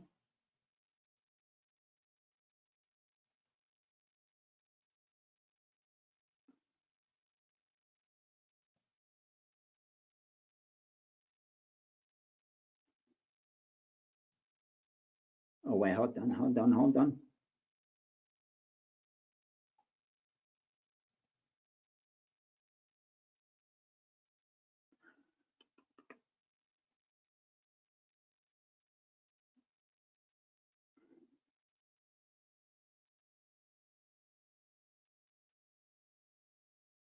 Yeah, let's go 3%. Keep it at 3. Let's not get greedy. 3% is good. Carolina, 3%. Plus 4, home dogs.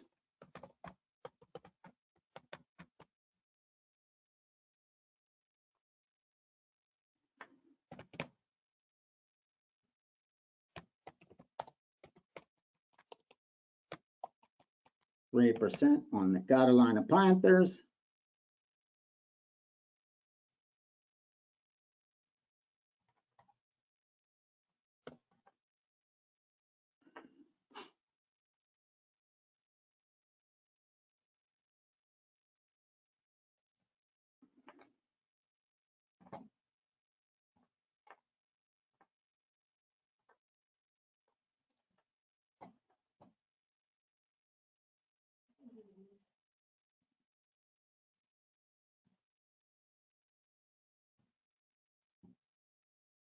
I wanted a 4.5. It's okay.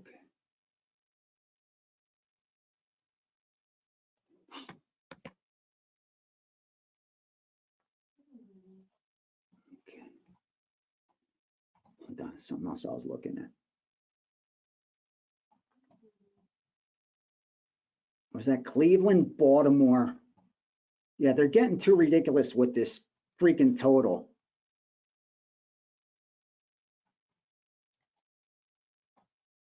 Can I get a freaking 38?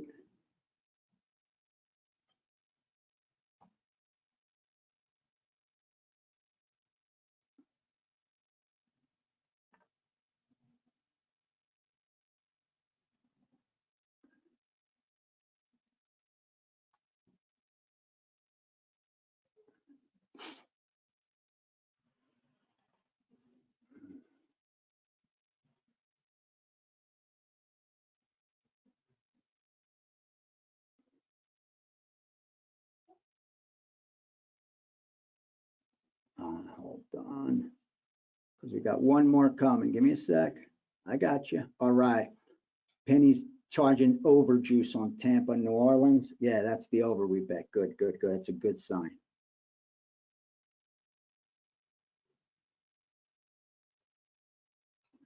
Yeah, see, they're going over.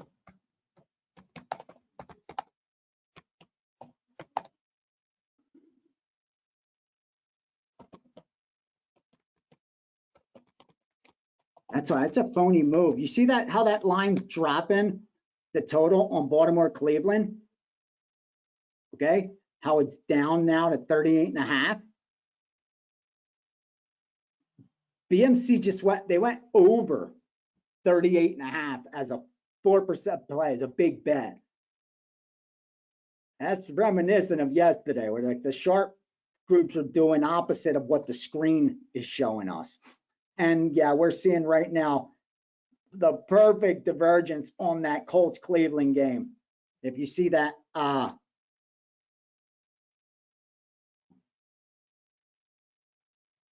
juice.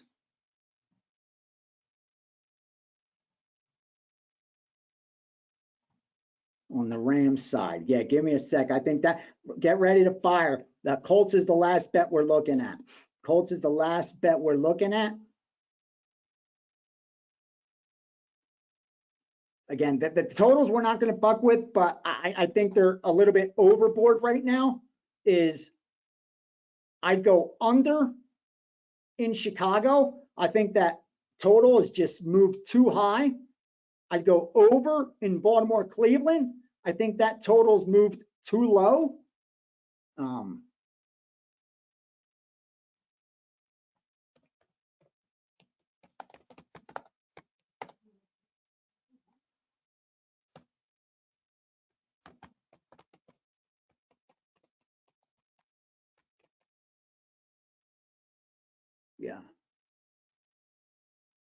Yeah, see, that's another one. Denver, Chicago. They're going under the 47, not over the 47.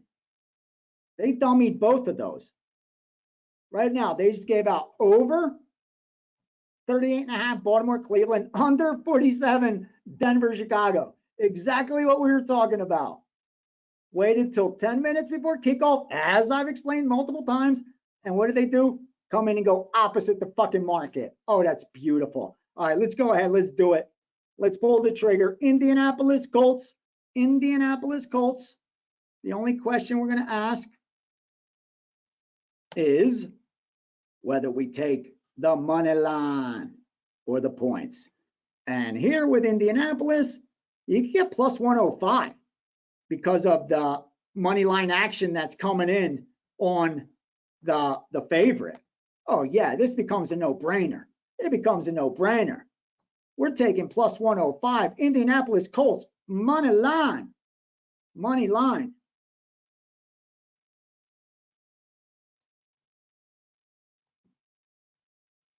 Yeah, we're making a 4% play.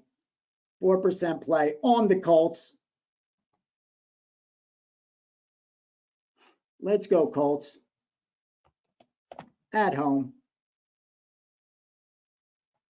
On the money line, plus 104.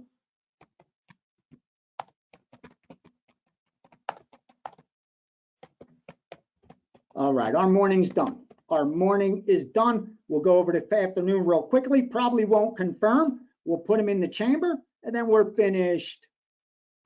I'll look through any baseball. You'll get confirmations if I confirm anything.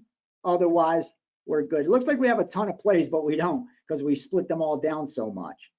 Like it looks like we have 1, 2, 3, 4, 5, 6, 7, 8, 9 bets, but in reality we have 1, 2, 3, 4, 5, 6 bets. That's great. That's great. Go Colts. All right, we're good. We're good. Forgive me. I haven't slept. I came in Vegas late last night, got a few hours, and was not going to put this off. This room's just too important. You guys helping me go through my progressions,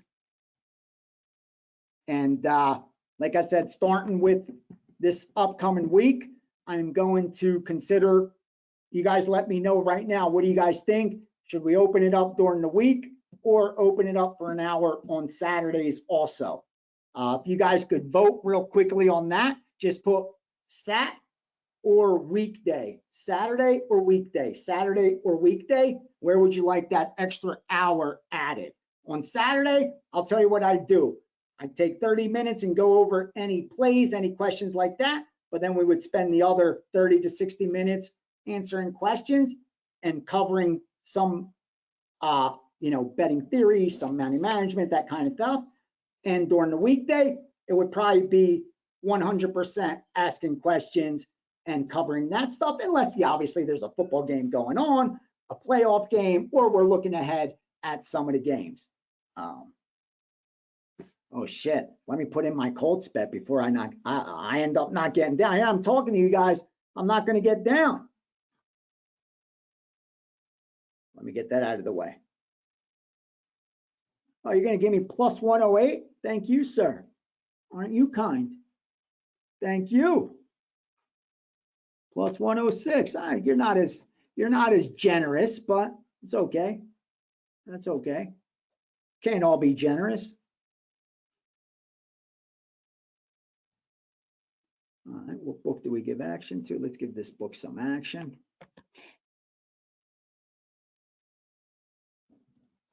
Here's what's funny. You're gonna laugh. I gotta show you this.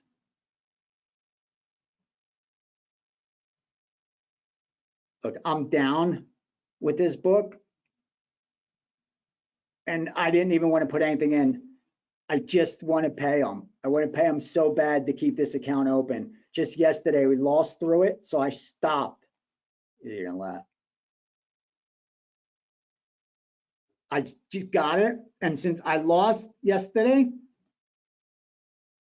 like, you want to pay this guy. You want to pay him.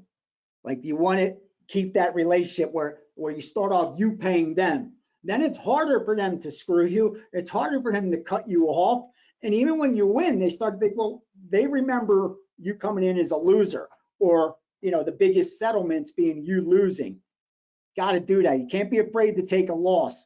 I know a lot of us don't like losing, but you can't be afraid to take a loss. Sometimes for longevity, got to do what you got to do. So real quickly, go through who I like. I like Buffalo and under. A couple of people are asking. I like Carolina. I like Chicago and under. I like the Ravens and over.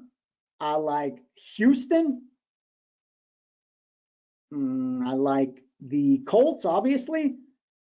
I like the Saints. No, not the side. I like the over the most, obviously. Eagles, I think the Eagles blow them out, probably in an over game. Again, I'm just giving an opinion because somebody asked. It's nothing I bet. And you know how I like the Bengals today. Okay, so let's go quickly. Got only 1, 2, 3, 4 games left, and we are off. Bengals just got stronger. That's a good thing. Prop boys ain't playing today, it seems. Oh, I can't wait to finish up and get some food in me. Oh shit, they did fire. Sorry guys, it's late. You know, we were getting that stuff in. Sam Howell rushing under 14.5 plus 105. Sam Howell, Ohowell, rushing yards under 14.5 at even money. And Jalen Hurts passing yards under 233.5 to 230.5. See, they're giving some leeway there on the yardage. Wow, that must be a little bit of an overlay. Again, I don't like to give those out because they're so time sensitive. And I know a lot of my subscribers aren't able to move fast enough and get down. And if I crush the props and I'm up for the year, but you guys aren't betting them, what good is it other than me getting to brag that I'm up, but you guys weren't able to take advantage, so what good is it? Again, I don't need my ego stroked. I know my abilities in betting sports. Yeah, the Hurts on, I see another account betting that Hurts under right now. Yep, Hurts under. And Eagles team total over. Eagles team total over now. Over on the Eagles team total at 27. Yeah. Yep, and another hit. Okay, we're good. Let's move. I ain't got all day. Let's go. Raiders, Chargers, big game.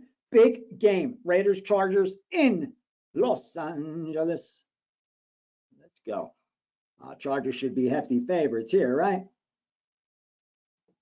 1, 3.5, 4. Add in home field advantage, 5.2, 5.2, 5.3. The other one's got 7. We meet in the middle at 6. Hey, what do you know? The line's 7, exactly where it should be. It opens 6 even better, exactly where the power rating middle is. It's too easy. It's too easy. 47.5 got bet up to 49.5, then bet back down to 48.5 again. All right, so we're up to that key number of 7 on the Chargers side. Let's look real quickly. Oh man, they are betting this under in Cleveland and Baltimore. I'm not watching TV. What's going on? Is it freaking snowing? Was it blind? Like you can't see? What the hell's happening? This is ridiculous. I almost want to blindly bet the over just to fade all this square action. I can't do it. I don't just fade squares because I'm not getting 11 to 10. But if I was a fade the public guy, Jesus Christ, I'd be unloading on the over with both hands. If all I did was fade the public, like their biggest one-sided plays. I'll tell you right now, what they love the most, right? They love Miami getting points. They love Miami getting points, and they can't get enough of that under in the Ravens, Cleveland. Jesus, a few years ago, I'd have bet the over and sent out the over. I really would have. But yeah, we were a little more advanced than that now. So, which sometimes sucks because again, you limit yourself when you're only looking for the best. Obviously, they're gonna the pressure's gonna be on the over. You got Raiders, Chargers, pressure's gonna be on the over. You got Raiders, Chargers, even though they're 2-1 and 2 teams. Here's the difference. The Raiders were home favorites on primetime last Sunday night, and they lost in front of everybody. While the flip side, 1 and 2 San Diego Chargers, San Diego Chargers are coming off a big road win where they closed the game as underdogs. And in fact, the 2 games that the Chargers did lose, they lost by a combined 5 points. And the point spreads were around a field goal in both. So this is a team that could very easily be 3-0 and very easily be outperforming the betting market. And you're kind of paying for that, even though they haven't done it yet, because this line's a little bit high. It really is, for my liking. I'll tell you that. Yeah, just power rating wise, everything looks to me like the Raiders are giving us some value here.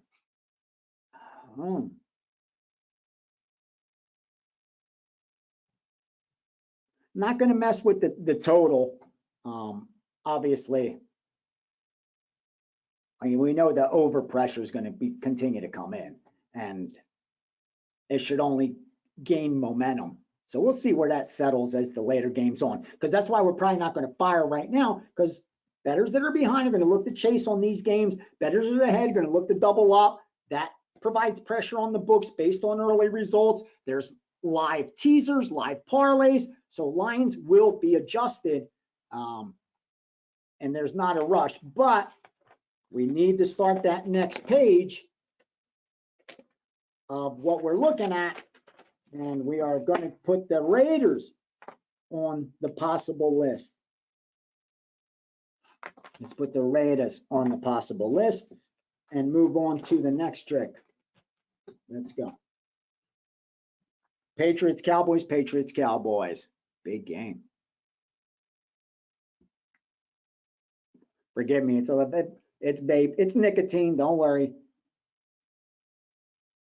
Everybody always asks. Cowboys, Pats, Cowboys, Pats, New England. The home favorite, the road favorite, the road dog Patriots against the home favorite Dallas Cowboys. How about them Cowboys? Could be 3-0. Nope. We got the over season win total, right? All right. 3. Okay, so we know Dallas is inflated here for sure. Okay.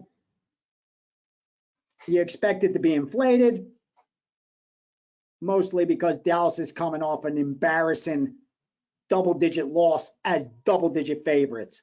When you underperform the betting market that significantly, that's immediately I'm going to look to play on a team like that. The flip side, and what I'd be more cautious in, is that they're not dropping straight down.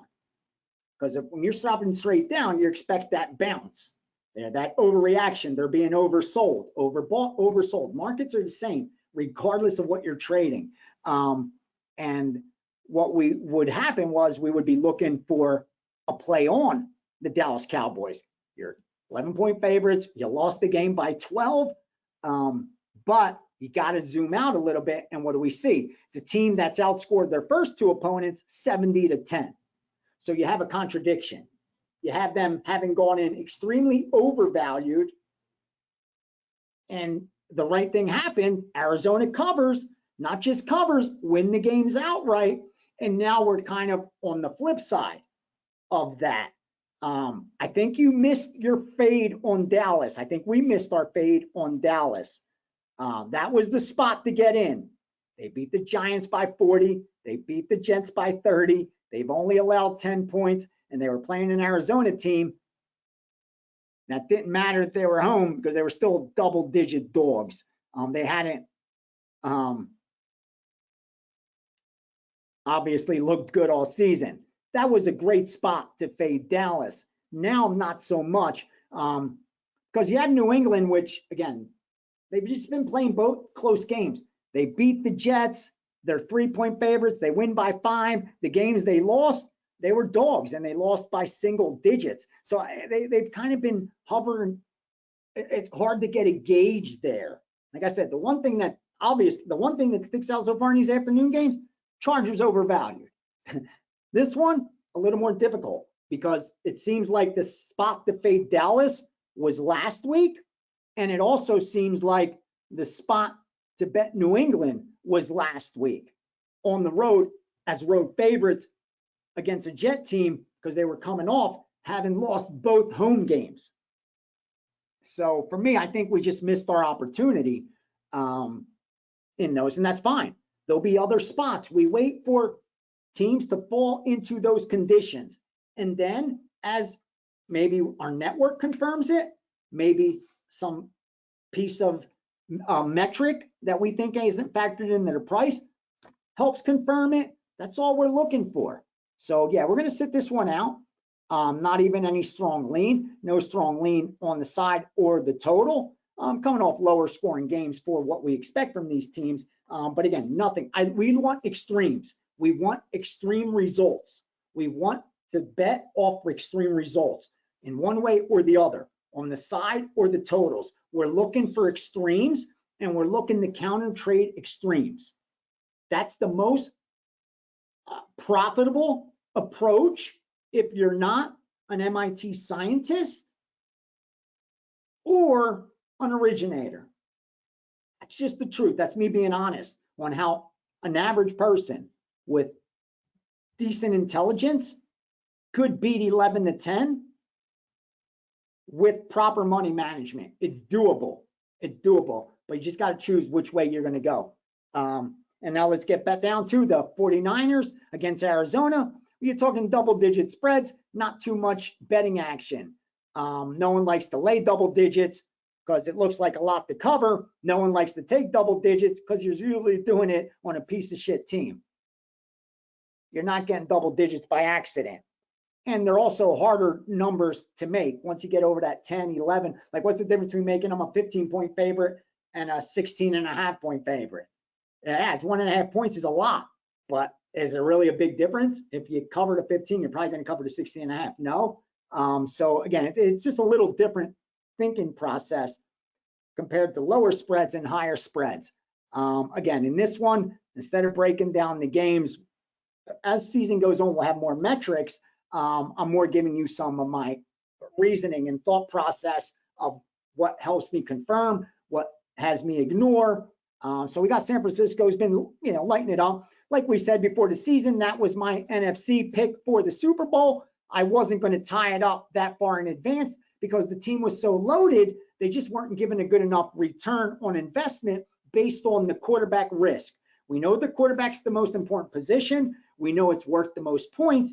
And we had that unsettled spot at quarterback, which made San Francisco a much greater risk than the reward you were getting, because again, the rest of the roster is so loaded, as you can see by the results to date. But what matters in our world, 11 to win 10, is who's covering spreads. And right now, that team is Arizona, because you could blindly bet Arizona the last 3 weeks, and you're 3-0 on the season. Now, when you look at how these two series has gone, it's been pretty split. I mean, obviously, Arizona's won 5 of the last 10 games, and only one of those times were they the favorite. So it seems like in the underdog role, they haven't been all that bad. In fact, over the last 10 games in this series, not only are they 5-5 straight up, but they've covered 6 or 7 of those, depending on whether you grade against the open or against the close. I grade against the close, the closing number. So yeah, Arizona definitely in this series has been live. Now let's look at last week. You got San Francisco team that's now scored 30 points 3 straight weeks. 30 points 3 straight weeks. 2 of the 3 weeks, the defense didn't allow more than 2 touchdowns. So not only have they been winning, they've been winning in dominant fashion. In fact, the game that they were only 1-point favorites in, they won by 23. So the game they were 10-point favorites in, they won by about 20. So this is a team that has been outperforming the betting market. In fact, the only game they haven't covered was by a half a point. So you have 2 teams that have outperformed the betting market significantly. Makes it extremely difficult to find an advantage. And you look at the point spread, no surprise, it hasn't moved. Open 14, sitting at 14. Why? Because it's tough to make an argument, a convincing argument, why side A or side B is the better bet. Instead, let's look at this total, because it's moved up from 42 to 44. But that was the initial move, and it came immediately on the open, and it came immediately when the limits were low, when they were $2,000 limits. Once that limit got up to that 44, nothing moved. Nothing moved since then. In fact, we've seen a little come back the other way. We're seeing some 43s and a halves out there from the 44s. So what does that tell us? We want to keep our eye on the under. We have divergence. We have divergence in this market. And when that's the case, we want to keep an eye on it. Doesn't mean we're going to fire, but it means we're going to pay attention. So what does Ace do? He circles a little bit, just puts a little note that I want to keep my eye open on that under, because there's some fishy business going on. We don't like fishy business. All right. And last but not least, Sunday Night Football. Let's go Chiefs Jets. Oh, what a game. Chiefs Jets. Let me guess. The Chiefs are getting the betting action. Whew. All right. What should the spread be? What should the total be? KC. They're my highest power rated team right now. That's correct.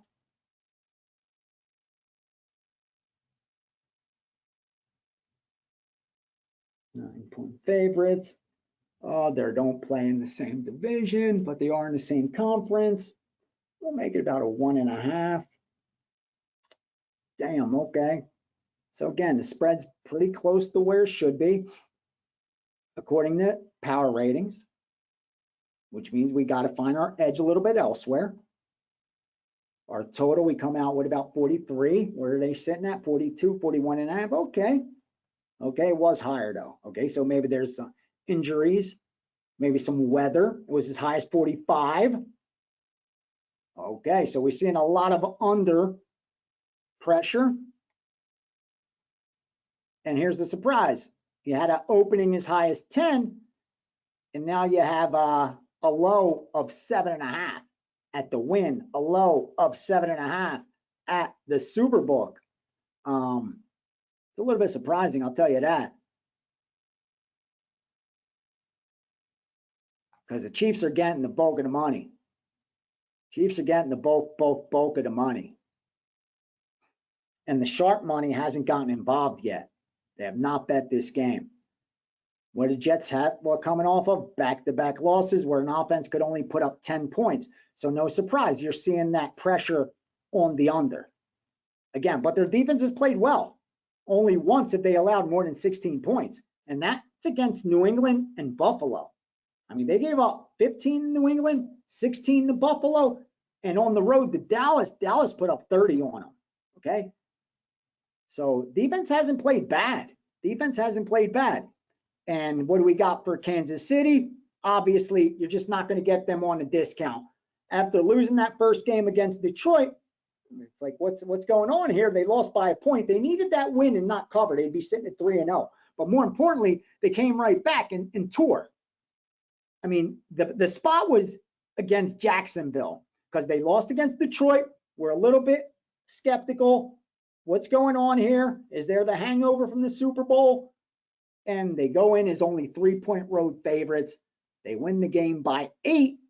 And next thing you know, they're double digits against Chicago, and it doesn't even matter because they absolutely destroy them. But again, you have another defense that has only allowed more than 10 points one time, and an offense that scored more than 20 only one time. So everything points towards that under of where that line is moving. So, I mean, anyone that got under 45, under 44 placed a good bet. They did their job. But for us, what does that mean? Obviously, we're not going to piggyback it. We can't piggyback that now. So our only position is, do we go over? Do we look to go over that 41 and a half? Well, we have some time to wait. We're going to see. What is the weather like in New York at 8 at night this Sunday? Let's see. Is it going to affect the total a little bit? Let's dig a little deeper into the injuries. See, is there any effect to the over-under? So between now and then, I have some time yet. But what do I know? I know that I have a reason to go over if the pieces fall in place. I have a reason to lean towards the Jets, who we know, good defense, has played solid. Kansas City offense, they put up 41 last week, but 20 or less the previous 2 weeks. So was that an outlier, or are they back on track? Again, that makes me lean towards that home dog in the Jets. So later on, here's what we're looking at.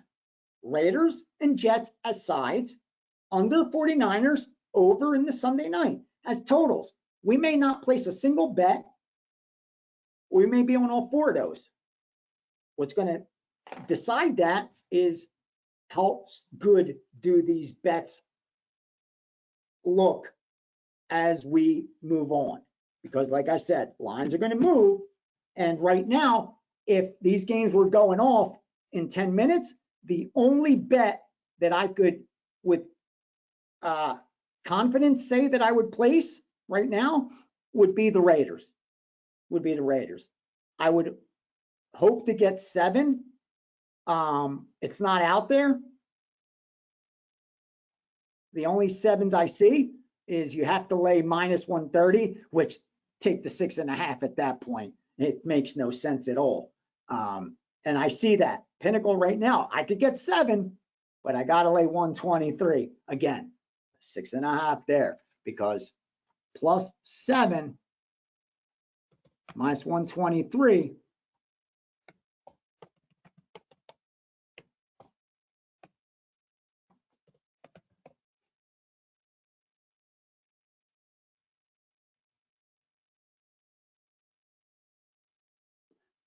It's if it goes above that 25, we're going to take the 6.5. If it doesn't, we're going to look to take the 7 to pay the juice and take the 7. But I'm hoping that more books see now DraftKings that 6.5 minus 15 get us the 7 for less than 120. That's my goal right now. Like if you see plus 7 minus 120 or better, I would take it right now. I would take plus 7 or better at minus 120 or better on the Jets. I would fire 3% play. I think that's a good position. It would be a position of strength, and I have maneuverability. But again, we're in no rush. Real quickly, let me look at Seahawks, Giants. If anything sends out, that's tomorrow. And so much is going to change because of what's alive yet into the Monday Night Football. What teasers are alive? What parlays are alive? So, I mean, it's almost like we're wasting time, but let me just look real quick if anything jumps out.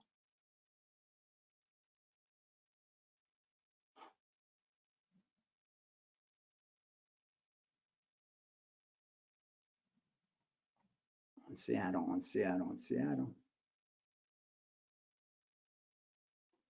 Yeah, see, nothing. 2, 1, 1, 2.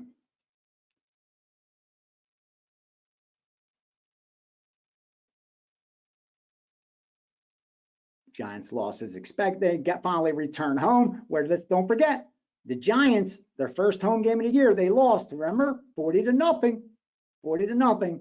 Now return back to the scene of the crime. If this team isn't motivated on Monday night, and nobody is.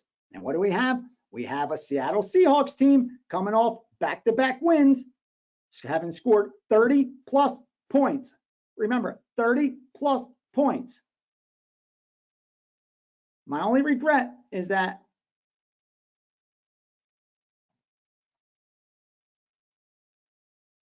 I wasn't able to check that.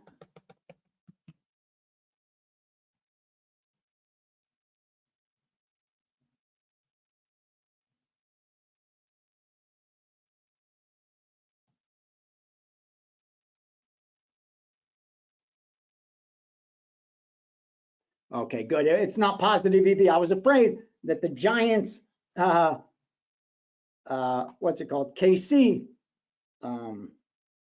teaser, because again, I like the Jets, but the teaser is a different story. If I was betting the teaser, it would only be because the number makes sense, but it doesn't. So, okay, so you know tomorrow what I'm looking at. I'm looking for more and more reasons to bet the Giants. I'm looking for more and more reasons to bet the Giants. That's obvious. Okay, let me look real fast if we have any questions, and we could wrap this up. On props, I would bet 1 to 2% on props. I would on the team total props, the first half team total, second half, first quarter team totals, stuff like that. First half game totals, first quarter totals. I would go 2%. I would go 2% on those. On player props, fire 1% plays, 1%. Boom, boom, boom, boom, boom. I know it don't sound like much. Those add up because they're volume. Just blindly, just fire a little bit. Boom, boom, boom. Okay, let me see what people are saying weekdays or weekend.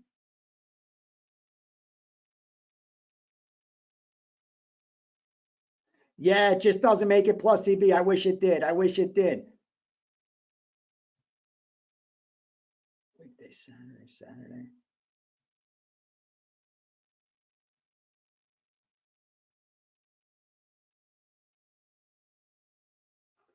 Looks like during the week may be the winner. I'll wait another day or two. Guys are free to email Wager Talk DM, and let me run through any more questions, and then let's go. Let's see how these games turn out.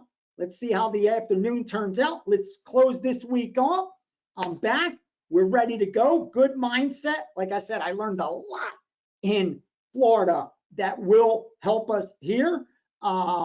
I can't wait to share so much with you guys. Thank you again for your support. I don't need to hold you here longer than you need to be here. Enjoy the rest of your Sunday.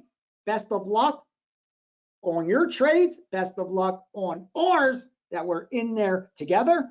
And again, thank you for your support. I promise you, working so hard behind the scenes to ensure we turn a long-term profit and maintain what we're up, but more importantly, add to it. Because yes, I'm glad we're about 40% on our capital, but we need to pick that up. This is perfect time of the year, and we have 3 full months with the baseball playoffs coming. It cannot be a better time for us to end that capitulation and start that next leg up.